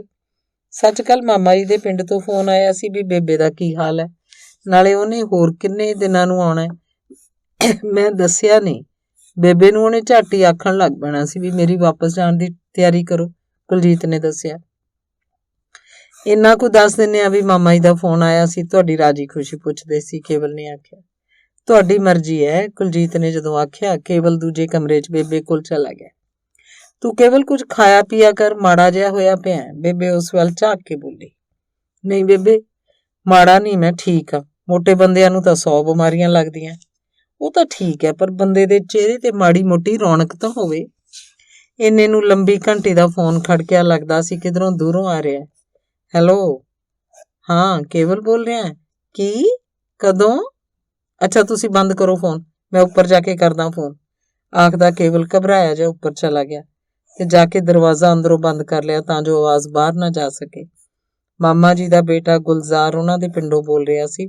ਰਾਤ ਮਾਮਾ ਜੀ ਗੁਰਨਾਮ ਗੁਜ਼ਰ ਗਏ ਸਨ। ਅਖੀਰਲਾ ਅੰਗ 12ਵਾਂ। ਦੁਬਾਰਾ ਫੋਨ ਕਰਕੇ ਕੇਵਲ ਨੇ ਪੁੱਛਿਆ ਕਿ ਮਾਮਾ ਜੀ ਨੂੰ ਕੀ ਹੋ ਗਿਆ ਸੀ। ਪਤਾ ਨਹੀਂ, ਰਾਤੀ ਚੰਗੇ ਭਲੇ ਸੁੱਤੇ ਸੀ। ਸਵੇਰੇ ਨੌਕਰ ਜਦੋਂ ਚਾਹ ਲੈ ਕੇ ਗਿਆ ਤਾਂ ਉਹ ਖਤਮ ਸੀ। ਮਾਮਾ ਜੀ ਦੇ ਬੇਟੇ ਗੁਲਜ਼ਾਰ ਨੇ ਦੱਸਿਆ। ਡਾਕਟਰ ਬੁਲਾਇਆ ਸੀ? ਕੀ ਆਖਦਾ ਸੀ? ਕਹਿੰਦਾ ਸੀ ਸ਼ਾਇਦ ਦਿਲ ਫੇਲ ਹੋ ਗਿਆ। ਇੱਥੇ ਤਾਂ ਹੋਰ ਹੀ ਰੱਫੜ ਪੈ ਗਿਆ ਸੀ ਕੇਵਲ ਭਾਜੀ। ਕਿਸੇ ਨੇ ਝੂਠੀਓਂ ਥਾਣੇ ਇਤਲਾਹ ਦੇ ਦਿੱਤੀ ਕਿ ਬੁੜਾ ਆਪਣੀ ਭੈਣ, ਮੇਰਾ ਮਤਲਬ ਹੈ ਤੁਹਾਡੀ ਬੇਬੇ, ਸਾਡੀ ਭੂਆ ਜੀ ਨੂੰ ਹਿੱਸਾ ਦੇਣਾ ਚਾਹੁੰਦਾ ਸੀ ਜ਼ਮੀਨ 'ਚ, ਤਾਂ ਮਾਰਤਾ। ਇਹ ਗੱਲ ਸਾਡੇ ਚਿੱਤ ਨਾ ਚੇਤੇ। ਪੁਲਿਸ ਵਾਲੇ ਆਖਣ ਪੋਸਟਮਾਰਟਮ ਕਰਾਓ ਤਾਂ ਲਾਸ਼ ਚੁੱਕਣ ਦਿਆਂਗੇ। ਉਹ ਤਾਂ ਭਾਜੀ ਸਾਰੀ ਪੰਚਾਇਤ ਨੇ ਹੱਥੀਂ ਪੈਰੀਂ ਪੈ ਕੇ ਫੈਸਲਾ ਕਰਵਾਇਆ। ਫੇਰ ਵੀ ਕਿੱਥੇ ਕਰਦੇ ਸੀ। ਅੰਦਰ ਖਾਤੇ 50,000 ਰੁਪਇਆ ਦਿੱਤਾ ਥਾਣੇਦਾਰ ਨੂੰ, ਤਾਂ ਕਿਤੇ ਜਾ ਕੇ ਮੰਨਿਆ। ਐਤਵਾਰ ਦਾ ਭੋਗ ਹੈ, ਭੂਆ ਜੀ ਤੇ ਤੁਸੀਂ ਆ ਜਾਇਓ, ਮਾਮਾ ਜੀ ਦੇ ਮੁੰਡੇ ਗੁਲਜ਼ਾਰ ਨੇ ਦੱਸਿਆ। ਸਾਰੀ ਗੱਲ ਸੁਣ ਕੇ ਕੇਵਲ ਬਹੁਤ ਪਰੇਸ਼ਾਨ ਹੋ ਗਿਆ। ਬੇਬੇ ਨੂੰ ਉਹ ਕਿਵੇਂ ਦੱਸੇਗਾ, ਉਹਨੂੰ ਸਮਝ ਨਹੀਂ ਸੀ ਲੱਗ ਰਹੀ। ਹੇਠਾਂ ਆ ਕੇ ਉਹਨੇ ਕੁਲਜੀਤ ਨਾਲ ਸਲਾਹ ਕੀਤੀ। ਉਹ ਆਖਣ ਲੱਗੀ, ਪਹੁੰਚਣ ਨੂੰ ਕਈ ਦਿਨ ਲੱਗ ਜਾਣਗੇ। ਬੇਬੇ ਨੂੰ ਇੱਥੇ ਕੁਝ ਨਾ ਦੱਸੋ। ਆਖ ਦਿਓ ਮਾਮਾ ਜੀ ਬਿਮਾਰ ਨੇ ਤੇ ਆਖਦੇ ਨੇ ਬੇਬੇ ਨੂੰ ਛੇਤੀ ਭੇਜ ਦਿਓ। ਉਦੋਂ ਹੀ ਕੇਵਲ ਨੇ ਟਿਕਟਾਂ ਦਾ ਪਤਾ ਕੀਤਾ। ਹਫ਼ਤੇ ਤੋਂ ਪਹਿਲਾਂ ਕੋਈ ਸੀਟ ਨਹੀਂ ਸੀ ਵਿਹਲੀ। ਕਿਸੇ ਵੀ ਏਅਰਲਾਈਨ ਦੇ ਜਹਾਜ਼ 'ਚ ਬਹੁਤ ਦੌੜ ਭੱਜ ਮਗਰੋਂ ਮਸਾਂ ਪਰਸੋਂ ਦੀ ਇੱਕ ਸੀਟ ਮਿਲੀ। ਐਂ ਕਰਦੇ ਆ, ਬੇਬੇ ਨੂੰ ਚੜਾ ਦਿੰਨੇ ਆ, ਅੱਗੋਂ ਮਾਮਾ ਜੀ ਦੇ ਘਰੋਂ ਕੋਈ ਲੈਣ ਆ ਜਾਊਗਾ। ਇੱਥੋਂ ਨਾਲ ਦੀ ਕਿਸੇ ਸਵਾਰੀ ਨੂੰ ਆਖ ਦਿਆਂਗੇ ਬੇਬੇ ਦਾ ਖਿਆਲ ਰੱਖੋ। ਨਾਲ ਰਹਿ ਕੇ ਜਹਾਜ਼ ਚੜਾ ਲਓ, ਉਤਾਰ ਲਓ, ਬੇਬੇ ਨੂੰ ਏਅਰਪੋਰਟ ਤੋਂ ਬਾਹਰ ਤੱਕ ਲੈ ਜਾਓ। ਅੱਗੋਂ ਫੋਨ ਕਰ ਦਿਆਂਗੇ ਬੇਬੇ ਨੂੰ ਘਰ ਪਹੁੰਚਣ ਤੱਕ ਨਾ ਦੱਸਣ। ਮਗਰੋਂ ਜਿੰਨੀ ਛੇਤੀ ਹੋ ਸਕਿਆ ਮੈਂ ਚਲਿਆ ਜਾਊਂ, ਕੇਵਲ ਨੇ ਦੱਸਿਆ। ਤੁਸੀਂ ਆਪਣਾ ਚਿਹਰਾ ਨਾਰਮਲ ਕਰ ਲਓ, ਨਹੀਂ ਤਾਂ ਬੇਬੇ ਨੂੰ ਪਤਾ ਲੱਗ ਜਾਣਾ ਬਈ ਕੋਈ ਗੱਲ ਹੈ, ਕੁਲਜੀਤ ਨੇ ਕੇਵਲ ਨੂੰ ਦੱਸਿਆ। ਕੇਵਲ ਕੁਝ ਚਿਰ ਉੱਪਰ ਹੀ ਬੈਠਾ ਰਿਹਾ। ਉਹ ਡਰ ਰਿਹਾ ਸੀ ਕਿ ਬੇਬੇ ਨੂੰ ਜਦ ਵੀ ਪਤਾ ਲੱਗਿਆ ਬੇਬੇ ਦਾ ਪਤਾ ਨਹੀਂ ਕੀ ਹਾਲ ਹੋ। ਕੁਝ ਚਿਰ ਮਗਰੋਂ ਉਹ ਹੇਠਾਂ ਆਇਆ। ਬੇਬੇ, ਮਾਮਾ ਜੀ ਦਾ ਫੋਨ ਸੀ, ਉਹ ਢਿੱਲੇ ਨੇ, ਆਖਦੇ ਸੀ ਬੇਬੇ ਨੂੰ ਛੇਤੀ ਵਾਪਸ ਭੇਜ ਦੇ। ਕੇਵਲ ਨੇ ਆਵਾਜ਼ ਨੂੰ ਸਹਿਜ ਬਣਾ ਕੇ ਬੇਬੇ ਨੂੰ ਦੱਸਿਆ। ਤੂੰ ਮੈਨੂੰ ਭਾਈ ਭਲਕੇ ਚਾੜ ਦੇ ਜਹਾਜ਼, ਮੇਰਾ ਤਾਂ ਆਪ ਜੀ ਉਧਰਿਆ ਪਿਆ। ਕੱਲ ਦੀ ਤਾਂ ਉਹੀ ਮੇਰੀ ਸੱਜੀ ਅੱਖ ਫਰਕੀ ਜਾਂਦੀ ਹੈ, ਰੱਬ ਸੁੱਖ ਰੱਖੇ। ਚਲੋ ਮਾਮਾ ਜੀ ਕਰਕੇ ਜਿੰਨੀ ਛੇਤੀ ਟਿਕਟ ਮਿਲ ਗਿਆ ਆਪਾਂ ਬੇਬੇ ਨੂੰ ਭੇਜ ਦਿਆਂਗੇ। ਪਰ ਬੇਬੇ ਵਾਅਦਾ ਕਰਕੇ ਜਾ ਵੀ ਅਗਲੇ ਸਾਲ ਫੇਰ ਆਏਂਗੇ। ਅਗਲਾ ਸਾਲ ਕਿਹਨੇ ਦੇਖਿਆ ਹੈ, ਬੰਦੇ ਦਾ ਅਗਲੇ ਬਿੰਦ ਦਾ ਭਰੋਸਾ ਨਹੀਂ ਹੁੰਦਾ, ਬੇਬੇ ਬੋਲੀ। ਕਿੰਨੀ ਕੁ ਉਮਰ ਹੋਊ ਮਾਮਾ ਜੀ ਦੀ, ਕੇਵਲ ਨੇ ਪੁੱਛਿਆ। ਅਸਲ 'ਚ ਤਾਂ ਉਹ ਇਹ ਆਖਣਾ ਚਾਹੁੰਦਾ ਸੀ ਵੀ ਆਖਰ ਉਹ ਵੀ ਤਾਂ ਬੁੜੇ ਹੀ ਨੇ। ਕੁਛ ਵੀ ਹੋਵੇ, ਮੇਰੇ ਤੋਂ ਤਾਂ ਛੋਟਾ ਹੀ ਹੈ ਨਾ, 2 ਵਰੇ। ਬੇਬੇ ਉਹਦੀ ਗੱਲ ਸਮਝ ਕੇ ਬੋਲੀ। ਤੂੰ ਕੇਵਲ ਪੁੱਤ ਟਿਕਟ ਲੈ ਆ ਜਾ ਕੇ। ਤੁਸੀਂ ਸਿੱਧੇ ਪਹਿਲਾਂ ਮਾਮਾ ਜੀ ਦੇ ਪਿੰਡ ਹੀ ਜਾਓਗੇ, ਕੁਲਜੀਤ ਨੇ ਪੁੱਛਿਆ। ਆਹੋ, ਟੈਲੀਫੋਨ ਕਰ ਦੂਗਾ ਕੇਵਲ, ਉਹ ਮੈਨੂੰ ਦਿੱਲੀ ਲੈਣ ਆ ਜਾਊਗਾ। ਕਿੰਨਾ ਹੀ ਢਿੱਲਾ ਮੱਠਾ ਹੋਵੇ, ਉਹ ਮੈਨੂੰ ਲੈਣ ਜ਼ਰੂਰ ਪਹੁੰਚੂਗਾ। ਬੇਬੇ ਨੇ ਜਦੋਂ ਆਖਿਆ ਕੁਲਜੀਤ ਦਾ ਮਨ ਭਰ ਆਇਆ। ਅਗਲੇ ਦਿਨ ਸੀਟ ਬੁੱਕ ਕਰਕੇ ਕੇਵਲ ਨੇ ਮਾਮਾ ਜੀ ਦੇ ਘਰ ਫੋਨ ਕੀਤਾ। ਕਈ ਵਾਰੀ ਕਰਨ ਤੇ ਵੀ ਫੋਨ ਨਹੀਂ ਸੀ ਮਿਲ ਰਿਹਾ। ਹਾਰ ਕੇ ਕੇਵਲ ਨੇ ਮਾਮਾ ਜੀ ਦੇ ਘਰ ਦੇ ਨੇੜੇ ਹੀ STD ਤੇ ਫੋਨ ਕੀਤਾ। ਮਾਮਾ ਜੀ ਨੇ STD ਦਾ ਨੰਬਰ ਆਪ ਹੀ ਦਿੱਤਾ ਸੀ ਬੇਬੇ ਨੂੰ ਕਿ ਜੇ ਕਦੇ ਘਰ ਦਾ ਨੰਬਰ ਨਾ ਮਿਲੇ ਤਾਂ ਸਰਪੰਚ ਦੀ ਬੈਠਕ 'ਚ STD ਤੇ ਕਰ ਦਿਓ, ਉਹ ਬੁਲਾ ਵੀ ਦੇਣਗੇ ਤੇ ਸੁਨੇਹਾ ਵੀ ਦੇ ਦੇਣਗੇ। ਕੇਵਲ ਨੇ ਜਦੋਂ ਦੱਸਿਆ ਮੈਂ ਚੌਧਰੀ ਗੁਰਨਾਮ ਸਿੰਘ ਦਾ ਭਾਣਜਾ ਕੇਵਲ ਕੈਨੇਡਾ ਤੋਂ ਬੋਲ ਰਿਹਾ, ਤਾਂ STD ਵਾਲੇ ਮੁੰਡੇ ਨੇ ਅੰਦਰ ਸਰਪੰਚ ਨੂੰ ਹਾਕ ਮਾਰਤੀ ਗੱਲ ਕਰਨ ਲਈ। ਸਰਪੰਚ ਨੇ ਆ ਕੇ ਫਤਿਹ ਬੁਲਾਈ ਤੇ ਬੇਬੇ ਦਾ ਹਾਲ ਚਾਲ ਪੁੱਛਿਆ। ਬੇਬੇ ਨੂੰ ਤਾਂ ਅਜੇ ਅਸੀਂ ਨਹੀਂ ਦੱਸਿਆ ਵੀ ਮਾਮਾ ਜੀ ਦੀ ਮੌਤ ਬਾਰੇ, ਇਹੀ ਆਖਿਆ ਢਿੱਲੇ ਨੇ, ਕੇਵਲ ਨੇ ਦੱਸਿਆ। ਢਿੱਲੇ ਕਾਹਦੇ ਨੇ, ਢਿੱਲੇ ਤਾਂ ਉਹ ਵਿਚਾਰੇ ਹੋਏ ਹੀ ਨਹੀਂ। ਆਥਣੇ ਚੰਗੇ ਭਲੇ ਮੇਰੇ ਕੋਲ ਬੈਠੇ ਗਏ ਨੇ। ਸਵੇਰ ਨੂੰ ਸੁਣ ਲਿਆ ਵੀ ਉਹ ਤਾਂ ਤੁਰ ਗਏ। ਤਾਂ ਹੀ ਲੋਕਾਂ ਨੂੰ ਉਹਨਾਂ ਦੀ ਮੌਤ ਦਾ ਇਤਬਾਰ ਨਹੀਂ ਸੀ ਆ ਰਿਹਾ। ਤਾਂ ਹੀ ਲੋਕ ਤਰ੍ਹਾਂ ਤਰ੍ਹਾਂ ਦੀਆਂ ਗੱਲਾਂ ਕਰ ਰਹੇ ਨੇ। ਸਰਪੰਚ ਬੋਲਿਆ। ਕੀ ਗੱਲਾਂ ਕਰ ਰਹੇ ਨੇ ਸਰਪੰਚ ਸਾਹਿਬ? ਤੁਸੀਂ ਤਾਂ ਜੀ ਘਰ ਦੇ ਬੰਦੇ ਹੋ, ਤੁਹਾਡੇ ਕੋਲੋਂ ਕੀ ਲੁਕਾ ਹੈ? ਲੋਕ ਤਾਂ ਆਖਦੇ ਨੇ ਸ਼ਰਾਬ ਪੀ ਕੇ ਗੁਲਜ਼ਾਰੇ ਨੇ ਚੌਧਰੀ ਸਾਹਿਬ ਨੂੰ ਗਾਲਾਂ ਕੱਢੀਆਂ। ਕਈ ਤਾਂ ਇਹ ਵੀ ਆਖਦੇ ਨੇ ਲਫੇੜਾ ਮਾਰਿਆ ਤੇ ਉਹਨਾਂ ਨੇ ਕੁਝ ਖਾ ਲਿਆ, ਫੀਮ ਘੋਲ ਕੇ ਪੀ ਲਈ। ਹੋਰ ਕੀ, ਅਫੀਮ ਉਹ ਭੋਰਾ ਰੋਜ਼ ਹੀ ਖਾਂਦੇ ਸੀ। ਉਦਣ ਸਾਰੀ ਡੱਬੀ ਘੋਲ ਕੇ ਪੀ ਲਈ। ਸਵੇਰ ਨੂੰ ਉਹਨਾਂ ਦੀ ਦੇਹ ਨੀਲੀ ਹੋਈ ਪਈ ਸੀ। ਵਿੱਚੋਂ ਲੋਕ ਇਹ ਆਖਦੇ ਨੇ ਵੀ ਗੁਲਜ਼ਾਰੇ ਨੇ ਠੇਕੇ ਵਾਲਿਆਂ ਕੋਲੋਂ ਨਹਿਰੋਂ ਪਾਰ ਵਾਲਾ ਖੱਤਾ ਗਹਿਣੇ ਧਰਤਾ ਸੀ। ਬਾਬਾ ਜੀ ਦੀ, ਮੇਰਾ ਮਤਲਬ ਹੈ ਚੌਧਰੀ ਸਾਹਿਬ ਦੀ ਐਡੀ ਇੱਜ਼ਤ ਸੀ ਇਲਾਕੇ 'ਚ। ਉਹਨਾਂ ਸੋਚਿਆ ਹੋਣਾ ਇਸ ਨਮੋਸ਼ੀ ਨਾਲੋਂ ਤਾਂ ਮਰਨਾ ਚੰਗਾ। ਤੁਹਾਨੂੰ ਕੀ ਦੱਸਾਂ, ਜਿੰਨੇ ਮੂੰਹ ਓਨੀਆਂ ਗੱਲਾਂ। ਵਿੱਚੋਂ ਮੈਂ ਇਹ ਵੀ ਗੱਲ ਸੁਣੀ ਹੈ, ਆਖੇ ਗੁਲਜ਼ਾਰੇ ਦੇ ਮੁੰਡੇ ਨੂੰ ਪੁਲਿਸ ਫੜਨ ਆ ਗਈ ਸੀ। ਕਿਸੇ ਨੇ ਮੁਖਬਰੀ ਕੀਤੀ ਸੀ ਵੀ ਉਹ ਨਸ਼ੇ ਦੀਆਂ ਗੋਲੀਆਂ ਵੇਚਦਾ ਹੈ। ਇਹ ਗੱਲਾਂ ਮਨ ਨੂੰ ਤਾਂ ਨਹੀਂ ਲੱਗਦੀਆਂ, ਕਿਉਂਕਿ ਮਾਇਆ ਤਾਂ ਉਹਨਾਂ ਦੀ ਅੱਗ ਲਾਇਆ ਨਹੀਂ ਮੁੱਕਦੀ। ਹੁਣ ਰੱਬ ਹੀ ਜਾਣਦਾ ਵੀ ਬਾਬਾ ਜੀ ਨੂੰ ਕੀ ਹੋਇਆ, ਕਾਹਦੀ ਖਾਤਰ ਉਹਨਾਂ ਨੇ ਅੱਕ ਚੱਬਿਆ।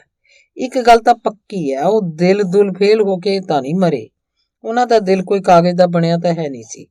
ਉਹਨਾਂ ਨੇ ਸਾਰੇ ਪਿੰਡ ਦੀ ਤੇ ਛਟੀ ਕਮਾਈ ਹੋਈ ਸੀ। ਸਾਰਾ ਪਿੰਡ ਉਹਨਾਂ ਦਾ ਪਾਣੀ ਭਰਦਾ ਸੀ।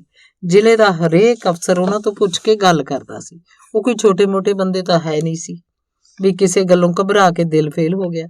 ਅੱਗੇ ਰੱਬ ਦੀਆਂ ਰੱਬ ਜਾਣੇ। ਲੋਕ ਤਾਂ ਇਹ ਵੀ ਆਖਦੇ ਨੇ ਗੁਲਜ਼ਾਰੇ ਨੇ ਸ਼ਹਿਰ ਘਰ ਕਿਰਾਏ ਤੇ ਲੈ ਕੇ ਕੋਈ ਤੀਵੀਂ ਰੱਖੀ ਹੋਈ ਹੈ ਤੇ ਬੈਂਕਾਂ ਤੋਂ ਬਹੁਤ ਸਾਰਾ ਕਰਜ਼ਾ ਲੈ ਰੱਖਿਆ। ਉਹ ਪੁੱਛਣ ਘਰ ਆ ਜਾਂਦੇ ਸੀ ਤੇ ਬਾਬਾ ਜੀ ਇਸ ਗੱਲੋਂ ਗੁਲਜ਼ਾਰੇ ਨਾਲ ਲੜ ਵੀ ਪੈਂਦੇ ਸੀ। ਹੁਣ ਅਸਲ ਗੱਲ ਕੀ ਹੈ ਕਿਸੇ ਨੂੰ ਪਤਾ ਨਹੀਂ। ਸਭ ਆਪੋ ਆਪਣੀਆਂ ਮਾਰੀ ਜਾਂਦੇ ਨੇ। ਫਿਰ ਤੁਸੀਂ ਕਦ ਪਹੁੰਚ ਰਹੇ ਹੋ? ਇਹ ਤਾਂ ਬਾਬਾ ਜੀ ਨੂੰ ਵੱਡਾ ਕਰਨ ਨੂੰ ਫਿਰਦੇ ਨੇ। ਆਖੇ ਪਟੜੀ ਫੇਰ ਗਦੌੜਾ ਫੇਰਨਗੇ, ਸੀਰਨੀ ਪਕਾਉਣਗੇ, ਪਿੰਡ ਨੂੰ ਲੱਡੂਆਂ ਦੀ ਰੋਟੀ ਦੇਣਗੇ। ਅਸਲ 'ਚ ਤਾਂ ਇਹ ਤਾਂ ਮਰਦੇ ਦੇ ਮੂੰਹ ਨੂੰ ਘਿਓ ਲਾਉਣ ਵਾਲੀ ਗੱਲ ਹੈ। ਹੁਣ ਇਹਨਾਂ ਗੱਲਾਂ ਦਾ ਬਾਬਾ ਜੀ ਨੂੰ ਕੀ ਤਿਉ ਆ? ਤੁਸੀਂ ਕਦੋਂ ਅੱਪੜ ਰਹੇ ਹੋ? ਸਰਪੰਚ ਨੇ ਫੇਰ ਪੁੱਛਿਆ। ਗੁਲਜ਼ਾਰ ਨੂੰ ਦੱਸ ਦਿਓ, ਇਹ ਬੇਬੇ ਵੀਰਵਾਰ ਨੂੰ ਆਥਣੇ 4 ਵਜੇ ਦਿੱਲੀ ਪਹੁੰਚੂਗੀ। ਮੂਹਰੇ ਕੋਈ ਜਣਾ ਲੈਣ ਆ ਜਾਵੇ। ਘਰ ਪਹੁੰਚਣ ਤੋਂ ਪਹਿਲਾਂ ਬੇਬੇ ਨੂੰ ਨਾ ਦੱਸਣ ਵੀ ਮਾਮਾ ਜੀ ਗੁਜ਼ਰ ਗਏ ਨੇ, ਨਹੀਂ ਤਾਂ ਬੇਬੇ ਨੂੰ ਸੰਭਾਲਣਾ ਔਖਾ ਹੋ ਜਾਊਗਾ।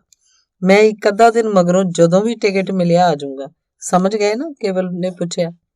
ਠੀਕ ਹੈ ਜੀ, ਕੋਈ ਨਾ ਕੋਈ ਵੀਰਵਾਰ ਨੂੰ ਦਿੱਲੀ ਬੇਬੇ ਨੂੰ ਲੈਣ ਪਹੁੰਚਿਆ ਹੋਊਗਾ। ਹੋ ਸਕਦਾ ਮੈਂ ਹੀ ਆਵਾਂ। ਪਰ ਇਹ ਗੱਲਾਂ ਜੋ ਮੈਂ ਤੁਹਾਨੂੰ ਦੱਸੀਆਂ ਨੇ ਕਿਸੇ ਕੋਲ ਕਰਨਾ ਨਾ। ਗੁਲਜ਼ਾਰੀ ਨੂੰ ਪਤਾ ਲੱਗਿਆ ਉਹਨੇ ਮੇਰੇ ਹੀ ਗਲ ਪੈ ਜਾਣਾ ਬਈ ਸ਼ਰੀਕ ਹੋ ਕੇ ਮੈਂ ਗੱਲਾਂ ਬਣਾਉਣਾ, ਸਰਪੰਚ ਆਖ ਰਿਹਾ ਸੀ। ਪਿੰਡ ਟੈਲੀਫੋਨ ਕਰਕੇ ਕੇਵਲ 에ਅਰਲਾਈਨਸ ਦੇ ਦਫ਼ਤਰ ਪਤਾ ਕਰਨ ਗਿਆ ਵੀ ਉਸ ਦਿਨ ਹੋਰ ਕਿਹੜੇ ਪੰਜਾਬੀ ਲੋਕ ਜਾ ਰਹੇ ਨੇ। ਇੱਕ ਕੋਈ ਸਰਦਾਰ ਸੁੰਦਰ ਸਿੰਘ ਤੇ ਉਹਨਾਂ ਦੀ ਪਤਨੀ ਜਾ ਰਹੇ ਸੀ। ਪਤਾ ਲੈ ਕੇ ਉਹਨਾਂ ਦੇ ਘਰ ਗਿਆ। ਉਹਨਾਂ ਦੱਸਿਆ, ਫਿਕਰ ਨਾ ਕਰੋ, ਅਸੀਂ ਬੇਬੇ ਨੂੰ ਪੂਰੀ ਤਰ੍ਹਾਂ ਸੰਭਾਲ ਕੇ ਨਾਲ ਲੈ ਜਾਵਾਂਗੇ। ਕੇਵਲ ਨਿਸ਼ਚਿੰਤ ਹੋ ਗਿਆ। ਅਗਲੇ ਦਿਨ ਬੁੱਧਵਾਰ ਨੂੰ ਬੇਬੇ ਸਿਰ ਨਹਾਤੀ, ਵਰਤ ਰੱਖਿਆ, ਸਾਰਾ ਦਿਨ ਪਾਠ ਕਰਦੀ ਰਹੀ। ਆਥਣੇ ਉਹ ਫੇਰ ਨਹਾਤੀ, ਧੋਤੇ ਹੋਏ ਚਿੱਟੇ ਕੱਪੜੇ ਪਾਏ, ਉੱਪਰ ਚਿਕਨ ਦੀ ਚਾਦਰ ਲਈ, ਉੱਪਰ ਦੀ ਕਾਲਾ ਸ਼ਾਲ ਲੈ ਲਿਆ। ਚੁੱਪਚਾਪ, ਗੰਭੀਰ ਤੇ ਉਦਾਸ ਬੇਬੇ ਕੇਵਲ ਨੂੰ ਹੋਰ ਵੀ ਚੰਗੀ ਲੱਗੀ। ਇੱਕ ਦਿਨ ਇਹ ਵੀ ਤੁਰ ਜੂਗੀ ਜੱਗ ਤੋਂ, ਸੋਚਦਿਆਂ ਕੇਵਲ ਦੀਆਂ ਅੱਖਾਂ ਭਰ ਆਈਆਂ। ਆਥਣੇ ਸਾਰੇ ਟੱਬਰ ਨਾਲ ਰਲ ਕੇ ਬੇਬੇ ਨੇ ਰੋਟੀ ਖਾਧੀ। ਰੋਟੀ ਖਾਣ ਵੇਲੇ ਕੁਲਜੀਤ ਨੂੰ ਆਖਣ ਲੱਗੀ, ਹੁਣ ਤਾਂ ਤੂੰ ਸਿਆਣੀ ਆਂ ਧੀਏ, ਪਰ ਮੈਂ ਤੈਨੂੰ ਇੱਕ ਗੱਲ ਆਖਣ ਲੱਗੀ ਆਂ ਵੀ ਜਿਹੋ ਜਿਹਾ ਬਿੱਲੂ ਤੈਨੂੰ ਪਿਆਰਾ ਹੈ, ਉਹੋ ਜਿਹਾ ਹੀ ਮੇਰਾ ਕੇਵਲ ਹੈ। ਤੇਰੇ ਬਿਨਾਂ ਇਹਨਾਂ ਪ੍ਰਦੇਸਾਂ 'ਚ ਇਹਦਾ ਕੌਣ ਹੈ? ਤੂੰ ਇਹਦਾ ਖਿਆਲ ਰੱਖਿਆ ਕਰੇ। ਲੈ ਬੇਬੇ ਜੀ, ਖਿਆਲ ਆਦਮੀਆਂ ਨੇ ਔਰਤਾਂ ਦਾ ਰੱਖਣਾ ਹੁੰਦਾ ਕਿ ਔਰਤਾਂ ਨੇ ਆਦਮੀਆਂ ਦਾ? ਕੁਲਜੀਤ ਨੇ ਹੱਸ ਕੇ ਆਖਿਆ। ਆਦਮੀਆਂ ਨੇ ਆਦਮੀਆਂ ਵਾਂਗੂ ਖਿਆਲ ਰੱਖਣਾ ਹੁੰਦਾ, ਔਰਤਾਂ ਨੇ ਔਰਤਾਂ ਵਾਂਗੂ। ਜੇ ਮੇਰਾ ਖਿਆਲ ਨਹੀਂ ਰੱਖੂਗੀ ਤਾਂ ਮੈਂ ਇਹਨੂੰ ਤੇਰੇ ਕੋਲ ਇੰਡੀਆ ਭੇਜ ਦਿਆਂਗਾ, ਕੇਵਲ ਨੇ ਮਜ਼ਾਕ ਵਾਂਗ ਆਖਿਆ। ਜੇ ਇਹਨਾਂ ਨੇ ਮੇਰਾ ਖਿਆਲ ਨਾ ਰੱਖਿਆ ਤਾਂ ਮੈਂ ਵੀ ਲੜ ਕੇ ਬੇਬੇ ਜੀ ਤੁਹਾਡੇ ਕੋਲ ਇੰਡੀਆ ਆ ਜਾਣਾ। ਕੁਲਜੀਤ ਨੇ ਵੀ ਉਸੇ ਟੋਨ 'ਚ ਜਵਾਬ ਦਿੱਤਾ। ਦਾਦੀ ਮਾਂ, ਤੁਸੀਂ ਇਹਨਾਂ ਦੀਆਂ ਗੱਲਾਂ 'ਚ ਨਾ ਆ ਜਾਣਾ। ਇਹ ਹਸਬੈਂਡ ਵਾਈਫ ਦੋਵੇਂ ਤੋਤਾ ਤੋਤੀ ਵਿੱਚੋਂ ਇੱਕ ਨੇ। ਬਿੱਲੂ ਨੇ ਮਾਂ-ਬਾਪ ਨੂੰ ਮਜ਼ਾਕ ਕੀਤਾ। ਨਜ਼ਰ ਨਾ ਲੱਗ ਜੇ ਕਿਸੇ ਦੀ। ਕਿੰਨਾ ਚੰਗਾ ਲੱਗਦਾ ਮੈਨੂੰ ਮੇਰਾ ਪਰਿਵਾਰ ਇਉਂ ਖੁਸ਼-ਖੁਸ਼ ਬੈਠਾ ਗੱਲਾਂ ਕਰਦਾ, ਬੇਬੇ ਬੋਲੀ। ਦਾਦੀ ਮਾਂ, ਤੁਸੀਂ ਸਾਡੇ ਕੋਲ ਹਰ ਸਾਲ ਹੀ ਆ ਜਾਇਆ ਕਰੋ, ਰੋਜ਼ੀ ਬੋਲੀ। ਤੈਨੂੰ ਪਤਾ ₹100 ਦਾ ਲੱਗਦਾ ਟਿਕਟ ਉੱਤੇ, ਬੇਬੇ ਬੋਲੀ। ਅਸੀਂ ਸਾਰੇ ਰਲ ਕੇ ਟਿਕਟ ਭੇਜ ਦਿਆ ਕਰਾਂਗੇ, ਰੋਜ਼ੀ ਬੋਲੀ। ਨਾ ਧੀਏ, ਧੀਆਂ ਦਾ ਤਾਂ ਲੋਕ ਪਾਣੀ ਵੀ ਨਹੀਂ ਪੀਂਦੇ ਹੁੰਦੇ। ਜਿਉਂਦੇ ਰਹਿਣ ਮੇਰੇ ਕੇਵਲ ਤੇ ਬਿੱਲੂ, ਮੈਨੂੰ ਟਿਕਟਾਂ ਦਾ ਕੀ ਘਾਟਾ ਹੈ। ਬੇਬੇ ਬੋਲੀ। ਮੈਂ ਕਿੰਨੀ ਵਾਰੀ ਤਾਂ ਦੱਸਿਆ ਦਾਦੀ ਮਾਂ, ਇੱਧਰ ਮੁੰਡੇ ਕੁੜੀਆਂ 'ਚ ਕੋਈ ਫਰਕ ਨਹੀਂ ਕਰਦਾ। ਅਗਲੀ ਵਾਰੀ ਜਦ ਆਈ ਮੈਂ ਕੇਵਲ ਦੇ ਮਾਮੇ ਗੁਰਨਾਮ ਨੂੰ ਵੀ ਨਾਲ ਲਿਆਉਂ। ਕਿੱਡਾ ਹੈਰਾਨ ਹੋਊ ਇੱਥੋਂ ਦਾ ਸਭ ਕੁਝ ਦੇਖ ਕੇ। ਹੁਣ ਜੇ ਦੱਸੂਗੀ ਵੀ ਉਹਨੇ ਇਤਬਾਰ ਨਹੀਂ ਕਰਨਾ ਵੀ ਉੱਥੇ ਕੈਨੇਡਾ 'ਚ ਜਦੋਂ ਦਿਨ ਹੁੰਦਾ ਤੇ ਇੱਥੇ ਰਾਤ ਹੁੰਦੀ ਹੈ, ਜਦੋਂ ਇੱਥੇ ਦਿਨ ਹੁੰਦਾ ਤਾਂ ਉੱਥੇ ਰਾਤ ਹੁੰਦੀ ਹੈ। ਇਹ ਗੱਲ ਤਾਂ ਕਦੇ ਚੜ੍ਹਦੇ ਲਹਿੰਦੇ ਵਿੱਚ ਨਹੀਂ ਸੀ ਸੁਣੀ। ਉਹਨੇ ਤਾਂ ਕਦੇ ਜਹਾਜ਼ 'ਚ ਬੈਠ ਕੇ ਵੀ ਨਹੀਂ ਦੇਖਿਆ। ਆਖਦਾ ਸੀ ਵਾਰੇ ਜਾਈਏ ਅੰਗਰੇਜ਼ ਦੀਆਂ ਅਕਲਾਂ ਦੇ। 100-200 ਬੰਦੇ, ਨਾਲੇ ਉਹਨਾਂ ਦਾ ਅਸਬਾਬ ਲੈ ਕੇ ਲੋਹੇ ਦਾ ਜਹਾਜ਼ ਅੱਧ ਅਸਮਾਨੀ ਉੜ ਜਾਂਦਾ ਤੇ ਹਜ਼ਾਰਾਂ ਕੋ ਉੱਡੀ ਜਾਂਦਾ। ਬੇਬੇ ਆਖ ਰਹੀ ਸੀ ਬੇਬੇ ਦਾ ਜਹਾਜ਼ ਅੱਜ ਰਾਤ ਨੂੰ, ਅੱਧੀ ਰਾਤ ਨੂੰ ਚੱਲਣਾ ਸੀ। ਕੁਲਜੀਤ ਨੇ ਬੇਬੇ ਦਾ ਸਮਾਨ ਤਿਆਰ ਕਰਤਾ, ਇੱਕ ਟੈਚੀ ਕੇਸ ਤੇ ਇੱਕ ਚਮੜੇ ਦਾ ਝੋਲਾ। ਕੁੜੇ ਬਹੂ, ਇਹ ਸਭ ਰਹਿਣ ਦੇ, ਮੈਂ ਸਿਰਫ ਝੋਲੇ 'ਚ ਇੱਕ ਸੂਟ ਤੇ ਚੁੰਨੀ ਲੈ ਜਾਊਂ। ਉੱਥੇ ਪਿੰਡ ਕੱਪੜੇ ਮੇਰੇ ਬਥੇਰੇ ਪਏ ਨੇ। ਇੱਥੋਂ ਹੰਡ ਦੇ ਕੱਪੜੇ ਕੀ ਚੱਕੀ ਜਾਊਂਗੀ। ਇੱਥੇ ਹੀ ਦੇ ਦਿਓ ਕਿਸੇ ਗਰੀਬ ਗੁਰਬੇ ਨੂੰ, ਨਹੀਂ ਤਾਂ ਕੂੜੇ 'ਚ ਸੁੱਟ ਦਿਓ। ਹਾਂ, ਇੱਕ ਪਲਾਸਟਿਕ ਦੇ ਲਿਫਾਫੇ 'ਚ 2 ਪਰੌਂਠੀਆਂ ਅਚਾਰ ਨਾਲ ਪਾ ਦੇ, ਕਿਤੇ ਭੁੱਖ ਲੱਗੀ ਤਾਂ ਖਾ ਲਓ।